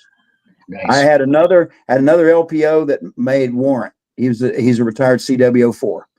I had a second class that made lieutenant commander. I had a busted third class that made E5 before he left the ship. Then he made E6. Then he picked up LDO and retired as lieutenant commander.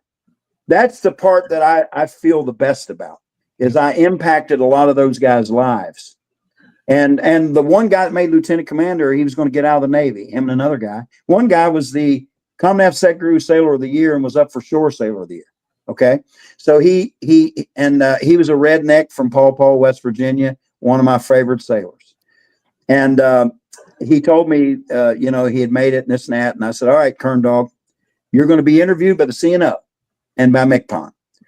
And son, it would probably be in your best interest not to get picked. He made a face, and I said, look, man, I'm not sure you could last a year in that environment, because he was a guy that was just a sailor and a good sailor, but he wasn't always real astute with situations to where he might say the wrong thing and stuff like that in the wrong company. But I said, don't worry about it. You don't get picked up. Fine. Yeah, I know. Make the board. Hey, trust me, I know how that shit goes. Woo-wee. Hero, there he is. Woo. Did you do that? Oh yeah, he blew a lot of shit up like that in the Navy inside the Chiefs mess. Absolutely. Oh yeah. He had bombs dropping all the time. I got you. But you know what? And he didn't get picked or anything like that, but he did well. He made chief, then he made senior chief. And but he used to volunteer for line handlers. I couldn't figure him out. I said, what the hell? You want to go down and help the boats and mates? He said, yeah, I like doing that. Yeah, it's all right. Fun. Go on, man. Go on down there. They got beer down there. Yeah. Now, hey, I never thought of that. Maybe that is why he wanted to go. Hey, back in the day when you were on the ship, they made his country ass feel smart. He was like, I'm the smartest guy down here. Yeah, probably that too. That's true, man. But back in those days, they had beer on the boat, right? Like there was beer down in those boat lockers, dude. They had some like for special occasions, and I had an engineman chief friend who always wore bib overalls, always dirty. His first tour was on a riverboat in Vietnam, and this dude was a total contradiction. So he wears bibs, an old country boy from Arkansas. And one day the captain called and wanted him to go up to see him. So he got back and I said, John, come here, man. I said, what did the old man want to see you about? He said, well, they're having a big function and he needs some advice on wines. I said, get out of here. He said, man, I know more about wine than anybody on this ship. What wines go with what? And I said, you're shitting me. He said, nope. I know a ton about wine, and the captain now knows that. So when he wants advice on wine, so you can't judge a book by its cover. Nope, never. You know, but he was hilarious, man. Great guy, though. Well, Master Chief, I appreciate you sharing the stories. I was raised by a Marine, and then so that was amazing for living that Marine life, and he was already out. Of course, he's Vietnam. So the framework that you laid down for all of your sons, and then all of your extra sons, Jared Muse, commissioned in the Marine Corps. Yeah, at least a company commander. I don't know when he got out. I think he was a major. Marvell Say from our team joined the Army. Shout out Marvell Say.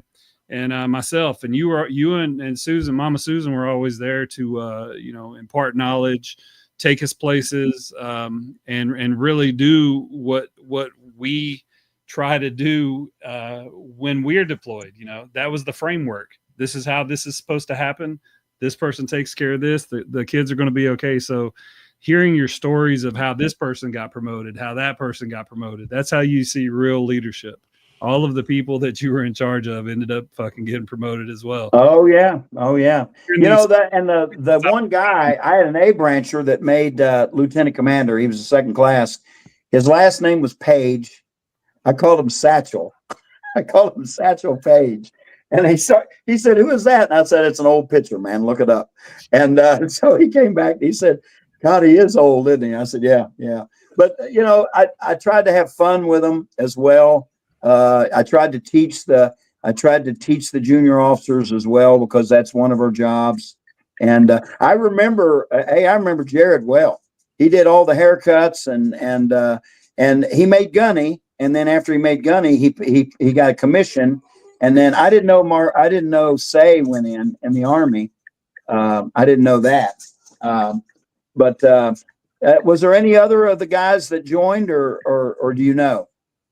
I know there was some, but those are the people that the basketball team that I really kept in touch with. But like the Sandlin's hands are all over that team. You talk about for I don't know how long exactly we were in Jacksonville, but for my 7 years. Yeah, for my 5 years I was there before I joined the military.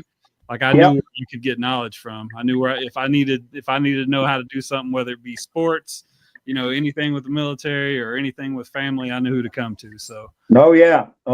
And you know what though? It was. I mean, I was used to a lot of that because we was overseas a lot. We wasn't around family very much at all. Our family was me and Susan and Josh and John. That was our family. And then our extended family was the sailors that I worked with and their kids and so on. So they was the extended family for us. Because, I mean, when you're in Scotland, we were in Scotland 3 years. We didn't come home all 3 years.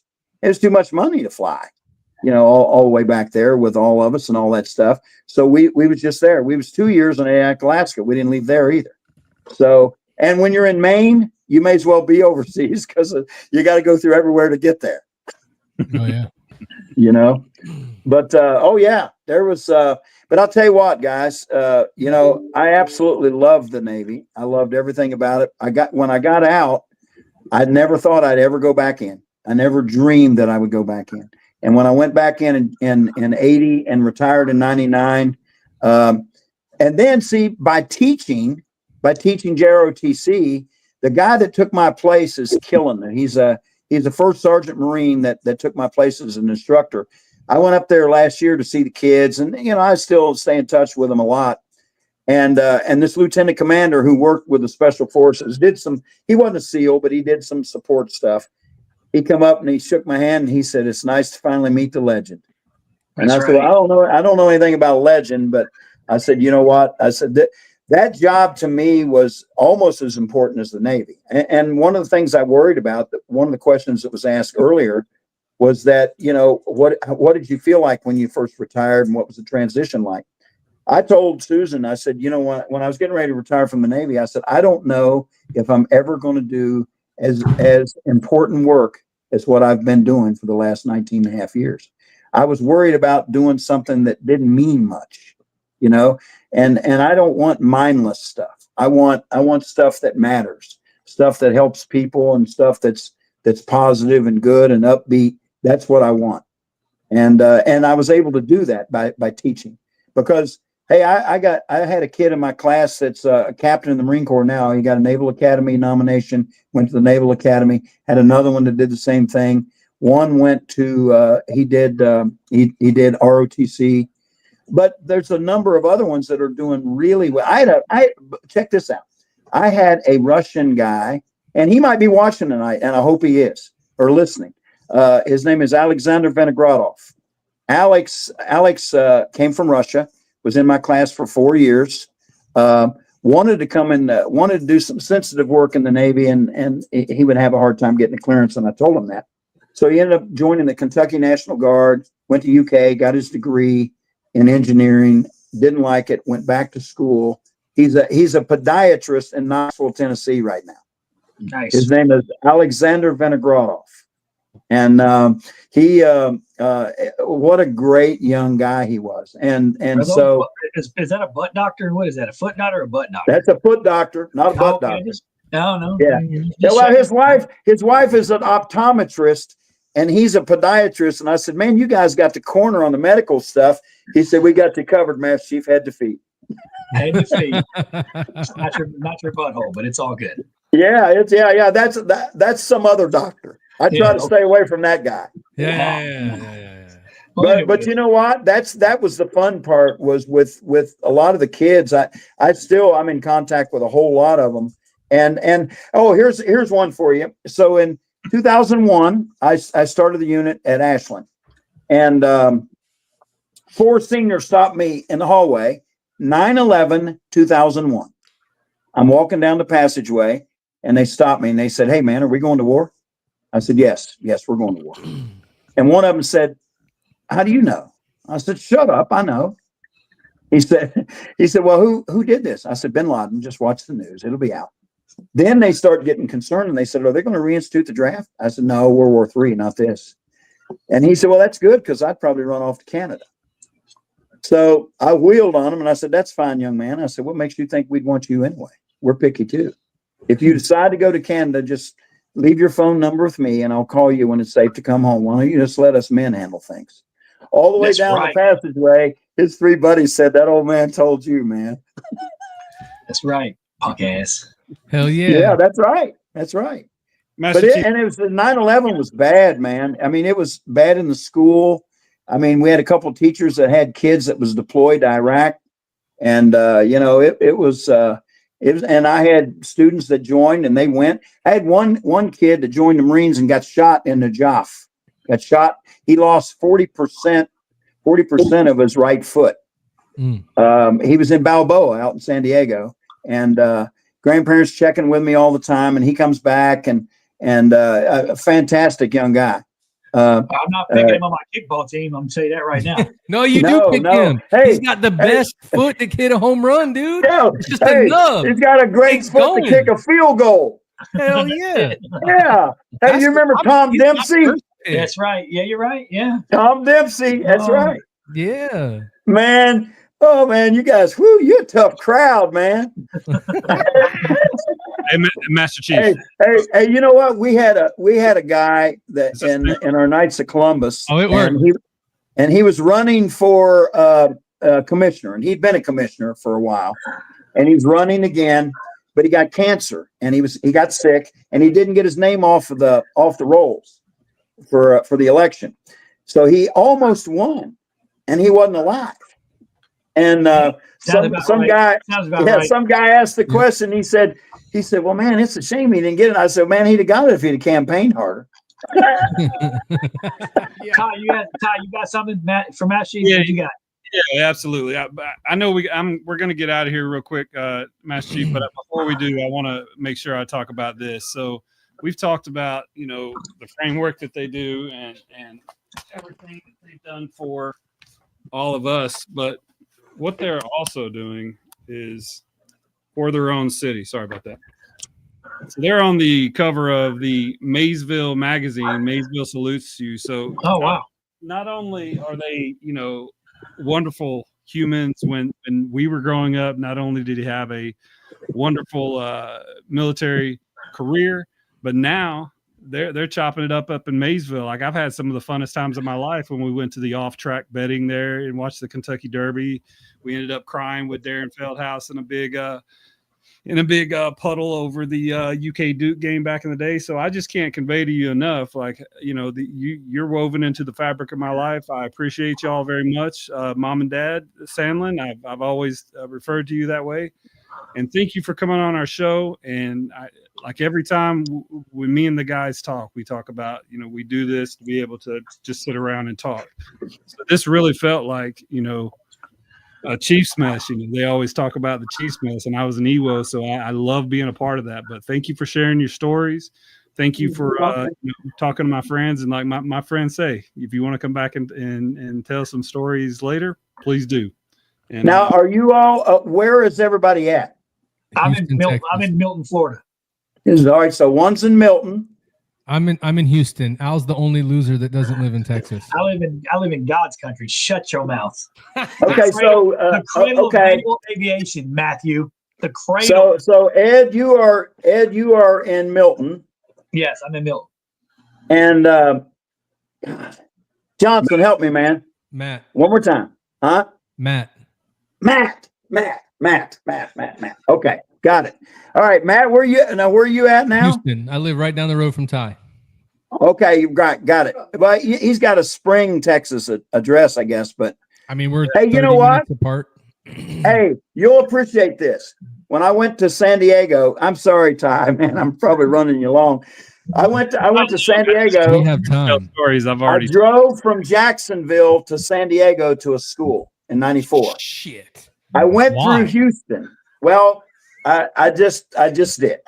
But I had a friend in San Diego that was at the Marine Corps base, probably 180 miles from there, playing golf. So I stopped there. I had friends in San Diego, so I drove out.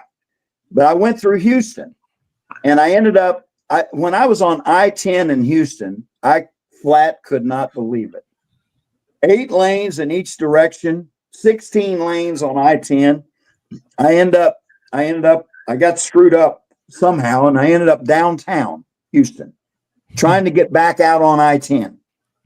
And I ran a red light inadvertently, and there was a cop right there on horseback.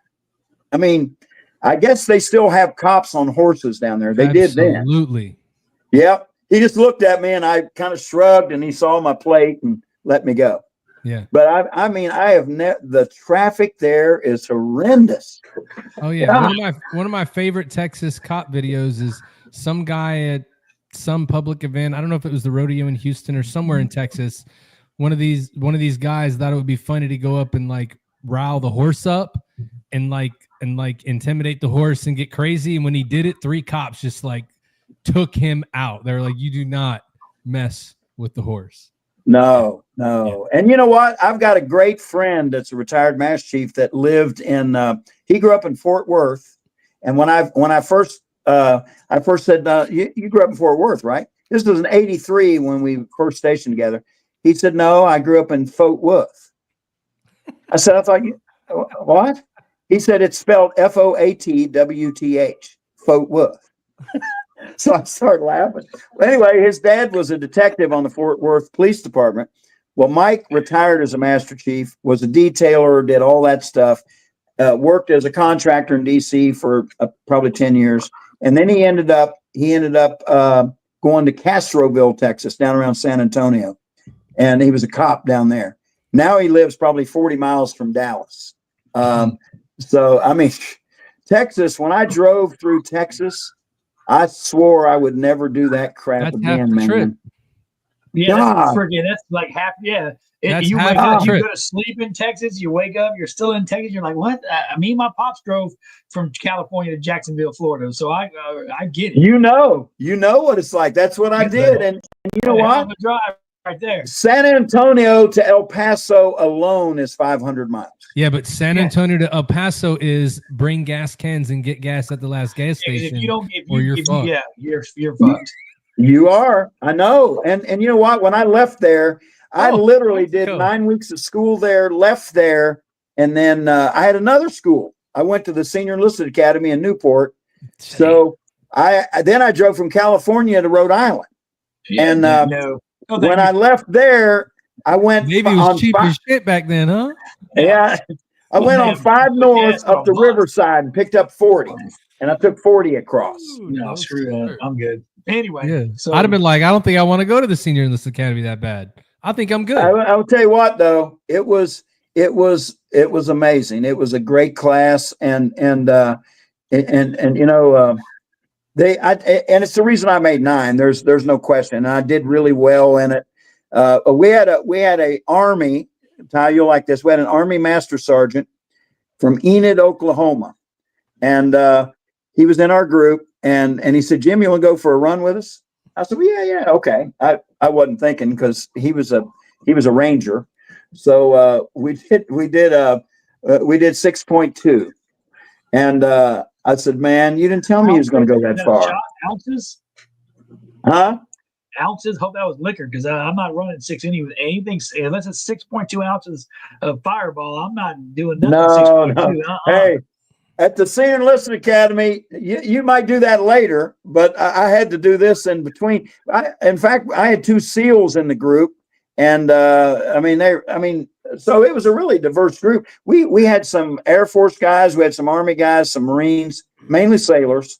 But it was good though. It was really good. Mashi, when I made chief, I got to go to the Constitution. So I was selected to go to the Constitution, and I'll never forget it. I was on. Now, mind you, I'm a combat CB. I've Iraq, all these things. So I don't know shit about boats. When they put me on pier watch, I'm like, all right, cool. I don't know what that means, but I'm gonna do it. So I'm on pier watch with this SEAL, and I'll never forget how much this SEAL.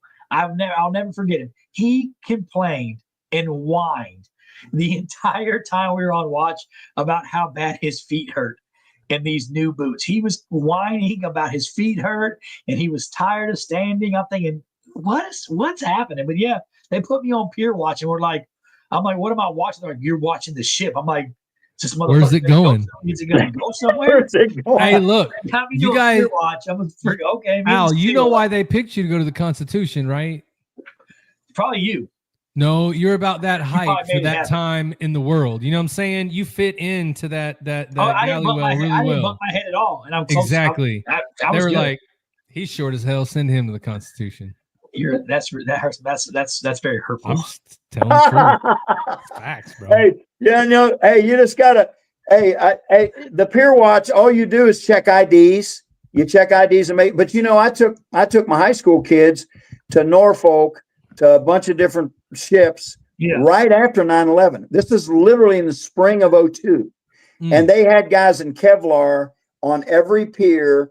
They had armed guards making sure, checking everything. And I used to take the kids. I did some stuff when I was teaching ROTC. I didn't do it on active duty. We did a riverine boat on the Potomac River. There's a retired Marine Corps colonel, and we was on there. And we did that. We did zip lines. I took them whitewater rafting down the Nantahala in North Carolina. So we flew a C-141 from Wright Pat up to Niagara Falls and back. So I was taking them places. Took them to DC a bunch and all that stuff. So, it was just, but that's so the Constitution, huh? Wow. Yeah. It's first. And the shitty part was we were supposed to get on. They let you get underway. Like you take the ship out for like a couple days out. You come back. I didn't even get underway then because there was a bad storm coming in. So we spent the whole time hunkering the ship down and tying it off and doing all that shit. So even my only opportunity to get like my sea legs and be a real sailor got foiled by the weather. So I'm still don't have my sea legs. Did you say a SEAL? A SEAL was on watch with you down there on pier watch. Yeah, and he's the guy that was complaining. He was complaining about how bad his feet hurt. They made him wear legit military issue boots. Yeah, he didn't get to wear those fucking comfy ass Oakley motherfuckers. No, he had to wear those brand new dickhead hard plastic boots. Yeah, hard boondockers. He was like, my feet hurt. Do your feet hurt? I'm like, No, my fucking ears hurt. Like you are ruining my Pier Watch, bro. My ears hurt. Yeah, you've hurt my ears. You're ruining Pier Watch, bro. This is peaceful out here. And This is you're the out only here. time we're not going to get yelled at, and I got to listen to you. I'm gonna go back in there and get yelled at by a bunch of E3s and E4s, and I'm at least bare minimum. I'm an E6.5 at this stage of my career. Like shit. Anyway, And that's the watch they gave you. Wow. Yeah. Pier Watch. Oh yeah. They did it on purpose. They were like, "Oh, a CB and a seal." Yeah, these two idiots. Oh, you know Pier what? Watch. That's when I found out I made chief. I was around a bunch of Airedales everywhere.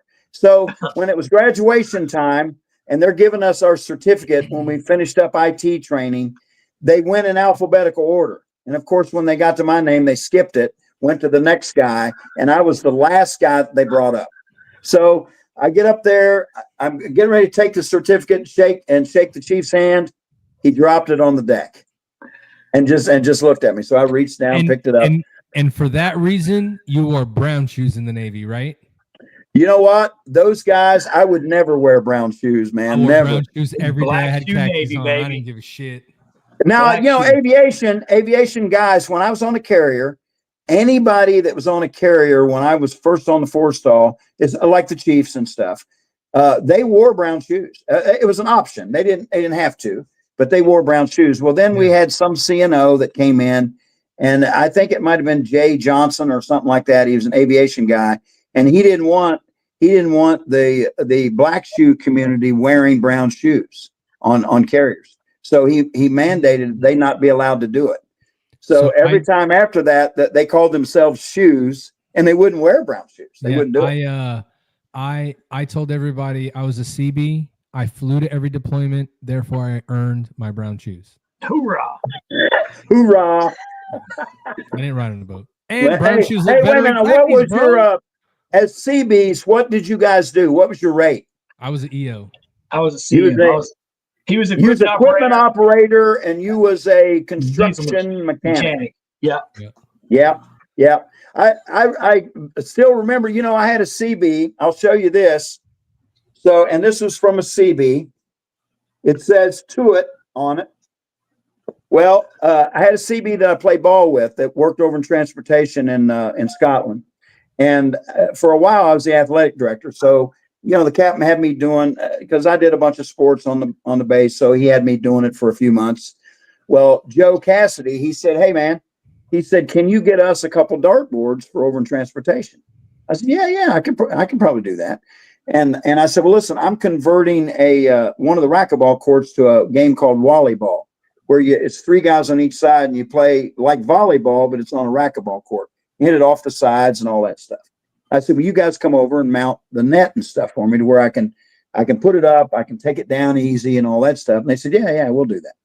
So anyway, we go, and they do the net, and I'm busy and I'm trying to get everything done. Well, he kept coming over and he said, "Look, man, have you got our dartboards?" And I said, "Yeah, man, I'm going to take care of it." Finally, I said, "Look, man, when I get around to it, I'll take care of it." He brought this damn thing over to me. He said, "You now have a damn round to it. Now get me some damn dartboards." That's right. But that's what I mean. You can have a story about anything, anything. And but he was a good ball player too. I mean, I did a whole bunch of all sports. CBs are good at sports. That's all we do: drink, play sports, and pretend to be in the Navy. Marines with light duty chits. That's what we are. You know what? The guys, I'm tell you what, hard workers, but mainly you think about the places I was at. Okay, so you got equipment operator. So those guys had to maintain the roads. Yep. They constantly either building roads, maintaining roads, or whatever. I had a kid in my unit, in my high school unit, that went in. And he was a builder. He was a BDU, and he went in and did that. But I was around a lot of the CBs. They were wild, man. Hey, Matt, speaking of BUs, it might be a good time to segue to the picture of you and talk a little bit about the guy you knew that passed away in Iraq or Afghanistan, one of the two. Yeah. Oh, wow. We could do that. So this is Chief Petty Officer Joe Baldwin. So I served with this guy when I first got into the Navy in NMCB 74. When I was in NMCB 74, I was a second class and he was a first class. And after I left, he made chief. Joe Baldwin, ultimately, he played the ultimate sacrifice to protect our country while serving overseas in the Middle East. But I came across a post the other day for a place, I'm looking for it now, called Daddy James Barbecue. This place has an amazing reputation for remembering our veterans and the things that they've gone through to keep our country free. So I just wanted to shout out Daddy James Barbecue Sauce. If you go to their page, you can see what they're doing for him. Looks like they're going to have a bottle that's in his memory of whiskey or bourbon that you can go buy. And I just wanted to recognize him on here because I saw him the other day and I thought about him, and I didn't get to see him a ton. We weren't the best of friends, but I'll tell you what, anytime anybody ever walked up to that guy and asked him a question, even as a first class, he was a chief. So I just wanted to take the opportunity, like we always do, to put somebody up on the screen that's not with us anymore, that paid that ultimate sacrifice so that they can live on forever. And you can know that men like Joe Baldwin are the reason we have this freedom. So again, like we talked about earlier in the podcast today, sometimes you need to decide if you're just going to be an asshole about everything or you're going to be a true American. And Joe Baldwin was a true American. So I just want to just recognize him and just tell him thank you for his service and everything he did for our country. And, go to Daddy James Barbecue Sauce Facebook page, support them because they support our military. So that's really what I wanted to do for him today. Wow. Thanks, Matt. Yeah. Very good. Well, Master Sergeant, time has come to Master Chief. Master Chief, Chief. mate. Master Chief. I demoted. The time has come to where we're going to let you go here, but I can't tell you enough. We could probably fill 3 or 4 podcasts with your stories, and we'll have you back if there's something you want to talk about. Be sure and let us know. But thank you, love you, thanks for sharing the story. All right. Yeah, love you back, Ty. Hey, carry on, guys. Hey, Yes, sir. Susan said she loves you, Ty. Love you, Mama. All right. We'll Mama. see you guys. It was fun. Yes, thank you. Master Chief James Sandlin. Legend. Faux show. The legend. And a lot of those stories, I remember hearing when I was a kid or throughout the years that he's told me. So I remember that telephone story where he said, "Yeah, is this his wife?" I remember that story. Feeling that before. That's hilarious. Dude, the best was, is this the horror residence? Like, Oh yeah, That's awesome. No. Dude. That's awesome. I Dude. mean, there's so many stories that I texted his son John. I was like, "Damn, Dad's telling the hell out of this story," and he's calling me back. He's like, "Yeah, man, he can tell some stories for sure." hell yeah, dude. That's awesome. Yeah. Future guests next week. We got a gentleman named Country Mike. He is a musician, comedian, and a veteran advocate. Hopefully we can get him to come on and sing some funny songs. And like Matt was saying before, we're trying to get some different people on the show that do different things. And so this should be a fun one next week. Looking forward to that. Yeah. There's one video I want to show y'all, and then I was going to play it during the break, but this is something that Matt Duhan did. He's doing it with the AI. Let me play this for y'all, and we'll talk about it. My brother Paul went one way and I went the other, and now he's famous. I want to be famous too, so I'm riding around telling everyone about Earl.net. Go take the quiz! Go take the quiz!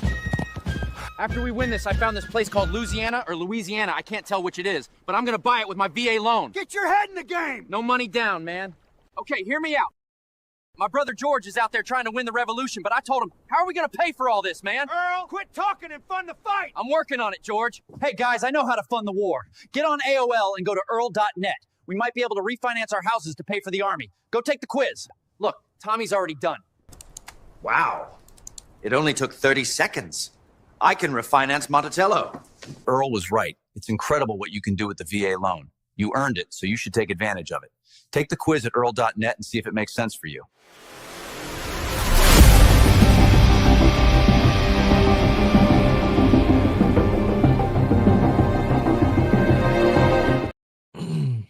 That is hilarious. Hey, all I gotta say, Video. but listen, how the fuck did he get lucky enough to make that his only job, to make funny ass Revolutionary War videos and then get you to go understand that you can do this free interest rate reduction loan. That dude has the best job ever. I love talking to Matt Duhan. We should bring him on here. He got a lot of stories too. I actually, before I got this, I had spoke to him. I was like, we need to get the Icky Guy thing, and his whole surfing thing, and just his pontification of life. Like, hell yeah, dude. He's got a good outlook. He's the man. He's the man. So what did y'all think about it? Do ba do ba do ba do ba do ba do ba do ba do ba do do do a boo ba do ba do boo ba do a do ba do ba do a do ba do ba do do a do ba do ba do a do ba do ba do ba do.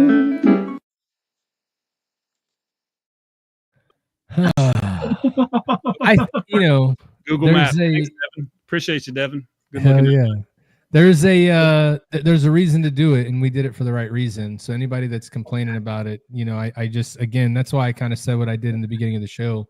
A lot of people are complaining about a lot of shit that if you go back and look at what we've done in the last 2 weeks, it's not anything unlike any other president has done. So you just need to really pay the fuck attention to what's going on and stop gathering all of your news from a video source called TikTok or Instagram and actually go read some shit and figure it out. Because, the 2% of you that are complaining the most need to go find a fucking job and do something productive, instead of always complaining about everything and saying that the world's going to shit. You know what I mean? We had to do that. It's just one of those things that needed to be done. And did you guys watch the Pentagon briefing this morning? Yes. Pete Hegseth opened his hand and fucking slapped the shit out of those reporters. And then the Joint Chiefs dude went in and made it all. Dude, Ty was probably dancing in the room, and the Joint Chiefs dude was like, well, this is what we did, and walked over here. And then when Pete Hegseth talked, I was like, there's my guy. Yeah. Ty's going, no, put that other dude back on. That other dude was way more interesting. You know what I mean? But no, I love what Pete Hegseth says. Like, literally the entire cabinet of the people that the president has chosen. Kash Patel is my spirit animal. Pete Hegseth is saying exactly what our military should be. And there was female pilots on the B-2 evidently there were National Guard people involved. So the fact that he I guess he said he's talking about guys, so he actually bitch slapped the reporter for saying they said, well, why don't you acknowledge the women? He's like, look, man, that's not what this is about, and that's not what that woman thinks either. That woman that's flying that B-2 probably didn't give a shit. He's like, I'm here for the guys. So I love what Pete Hegseth's doing. And I got one more video I want to show y'all. This is this just tells you in 2025 that what was going on in the Middle East, these people are used to it. They've been in war for most of their lives. So this is the soundtrack of 2025.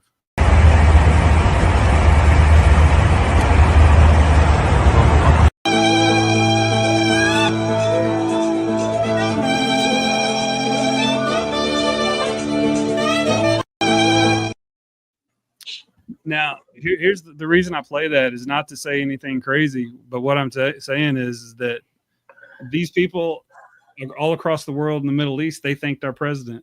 NATO thanked our president for doing what we're doing. Yeah. So, hey, Democrats and Republicans, stop fighting, man. Like Senior Chief said, read a book and understand what has to happen when the military is brought in. And all this other consternation that they're talking about, it's frivolous, and it needs. It's just ridiculous, man. It's the way it goes, Ty. You know how it is, bro. Like the small majority of people that want to bitch and complain is all you're going to see. And when those people bitch and complain and they have issues and problems with everything, then the average person that only gets their life's worth from those platforms, that's all they're going to see. So then they adopt those ideas. You really have to. Do research, man. Look at all the news, not movie, but news networks. Look at all of them. Get your news from everywhere, but go listen to other places to get news from. Don't just rely on the one thing that you see and think you know everything. We got to get back to the point where, in this country, you're free. I just want you guys to know that. So that means you can have your own opinion. That means you can make your own opinion. You can make your own determination. So I think it's about time that a lot of people go out and find what their opinion is and stop relying on the opinions of others. It would make it so much easier to get shit done around here, you know? So yeah, CIA Bob, I'll tell you what my take on the look at the clusterfuck we call New York. My take is that a lot of people have no idea what being a democratic socialist means. The young people just see that, or the young voters that pushed them in through into this election they just want some free stuff, and he's using words that incite young people because they don't understand that his way of government, it will never work. It will never work in mass in an 8 million population city. There's no way that's going to work. Okay, you're going to lose a lot of money in that city if you do that, because the people that you need to pay for it that you're going to tax are going to be like, hey, you guys remember that place called California? We left there too.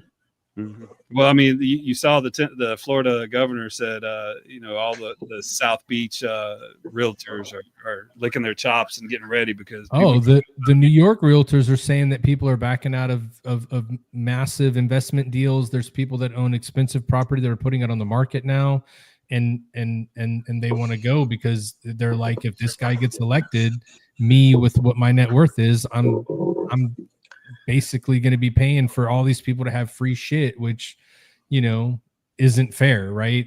That's the whole thing. I just want to say this real quick. We're full. Okay. My state is full. Go to Texas, Louisiana, Georgia. We're full. Like, we got mosquitoes and shit down here, alligators. Y'all don't want to come here. Don't bring your motherfucking New York shit down here. Well, I don't want you fucking. Bro, they've already got houses down there. I don't. Where do you think they spend their summers? I don't need them coming here becoming voters and bringing all that fucking New York down here. We don't fucking play that shit. Don't bring your shit down here. We don't want to hear it. Okay. Hey, if you come here, though, what they say? What is it called? You have to assimilate. If you come here, I need you to assimilate into this Florida culture. If you can't everybody do that, from New York, don't bring your ass here. Go to Texas. Keep going to Florida because Al needs to move to Texas anyway. So I need all y'all to move down there to piss him off enough to be like, I'm out. We all carry guns, just so everybody in New York knows. We carry guns. I got one right. I got one. Oh, see? Damn, Al just got cut off. Good, got you. Mark Zuckerberg got you. You got froze. Damn, he probably did. Don't bring your shit down here. That's all I'm gonna say. Hey, you saw the Liver King got arrested for terrorism. Yeah. Man, I wish he would have gotten in front of Joe Rogan, and Joe Rogan just locked him into the Anaconda device. Like it makes no sense what that guy was thinking. Dude, Joe Rogan's a gangster though, because I read some articles about it, and Joe Rogan was like, "Yeah, I just called the cops and told them fucking take care of this guy. Like, just go take care of him." And in the article, you can just hear Joe Rogan saying it. He really needs some help. Like, you really need to go help him. You need to go find him. You need to help him. Underlining meaning, you better find him before he gets in front of me, right? Joe Rogan would murder. No, Joe Rogan wouldn't even. He wouldn't even take 2 steps. His fucking security detail would take care of business. He'd be like, I'm not worried. God. Is this your brother? Yeah, that's my brother. Hey, Christopher Johnson. How are you? He used your full government name like he don't know you. Nah, he didn't use my full government name. Hey, Matt Johnson. Like, he used your full first and last. Like, maybe y'all ain't really related. We're not? I mean, Johnson and Johnson, I mean, I see it, but he used Matt Johnson. He made sure, hey. But pull that thing back up, though. What thing? Pull that comment back up. Okay. Look at his profile picture. Now that dude, he loved that Bosun mate life, dog. Hey, he used your full name. He's a Bosun's mate. He's a lower. I get it. No, I'm just kidding, Chris. You like a big dude. I'm just playing, bro. I don't want no smoke. Oh man.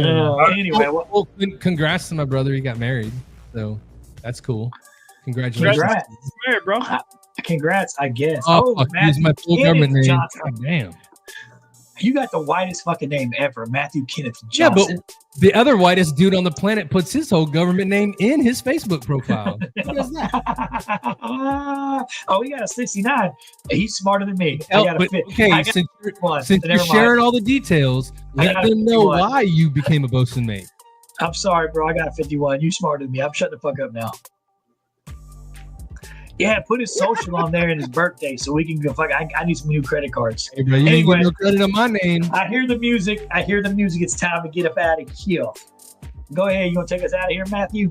And well, again, I just want to tell everybody thank you for joining. We really appreciate it. I'm grateful that everybody that got to join us live got to learn more about Master Chief Sandlin, a guy that Ty has told us a ton about, and meeting him far exceeded what we thought it would be. Interesting conversation. So, Master Chief, thank you for your stories. Thank you for your service to our country. Thank you for paving the way for all of us that came after you. And again, just thank you to everybody for joining us and listening to veteran stories and seeing what that's all about. Don't forget, just to remind you guys one more time, we do sell some fucking t-shirts. So we need you to go buy some t-shirts so that we can give money to our profits. Unless you hate helping veterans, then I get it. I understand. I see TikTok posts every day. But prove everybody wrong. You're not that way. SameFlagSameOath.com. Go get yourself some merchandise. Vet merchandise and support a veteran organization to support veteran nonprofits. We'll be back again next week. Thank you, everybody. Love you, and I'm out. So I'll be real quick. So I heard a saying, I guess the other day. I don't know who said it, but it kind of rings true. And I want to kind of I'm probably going to butcher it a little bit, but I want everybody out there to know that we all fight demons, right? We all have things that we're dealing with in our lives, especially as veterans. The best way to fight your demons is when you're being chased by your demons every night and they're in your head all the time, is to turn them head on and man up. So sometimes it just requires you to stop running, turn around and face it head on and tackle your problems and get help or reach out to those that can help you. At the end of the day, like I say every week, make sure you're reaching out to somebody and let somebody know you love them and you're thinking about them and you care about them and you want to see them tomorrow. But reach out to your battle buddies and your friends and make sure you're checking on each other and making sure everybody's doing okay. But again, we all fight these demons, man. I don't know what yours are and you don't know what mine are, but we're all fighting them. It's all a battle and we're on each other's side. So, turn around and face them and fight them and take them head on and man up or woman up, right? Whatever it is. And tackle these demons head on. Don't keep running. You keep running, you're just going to get tired and you're going to lose the battle. And we don't want anybody losing the battle. So love everybody out there. Thank you for watching. Thank you for tuning in. Come back next week. It should be a great show. And that's all I got. Appreciate you, brother. Hey, I got an assignment for you, CIA Bob. So you said you want to be more part of the show. So what I'd like for you to do is give me someone at the end of every episode. There'll be a Bob Mayer shout out, and we're going to talk about somebody's service. Like 2 or 3 minutes. You give me somebody, and that's what we'll do. We'll talk about the good service they did. We just want to make these, tell these veteran stories and get involved. So appreciate you. We'll holler at you soon. You'll have a great day. See you, nigga. If you or someone you know is in crisis, contact the Veterans Crisis Line at 1-800-273-8255. Then press 1.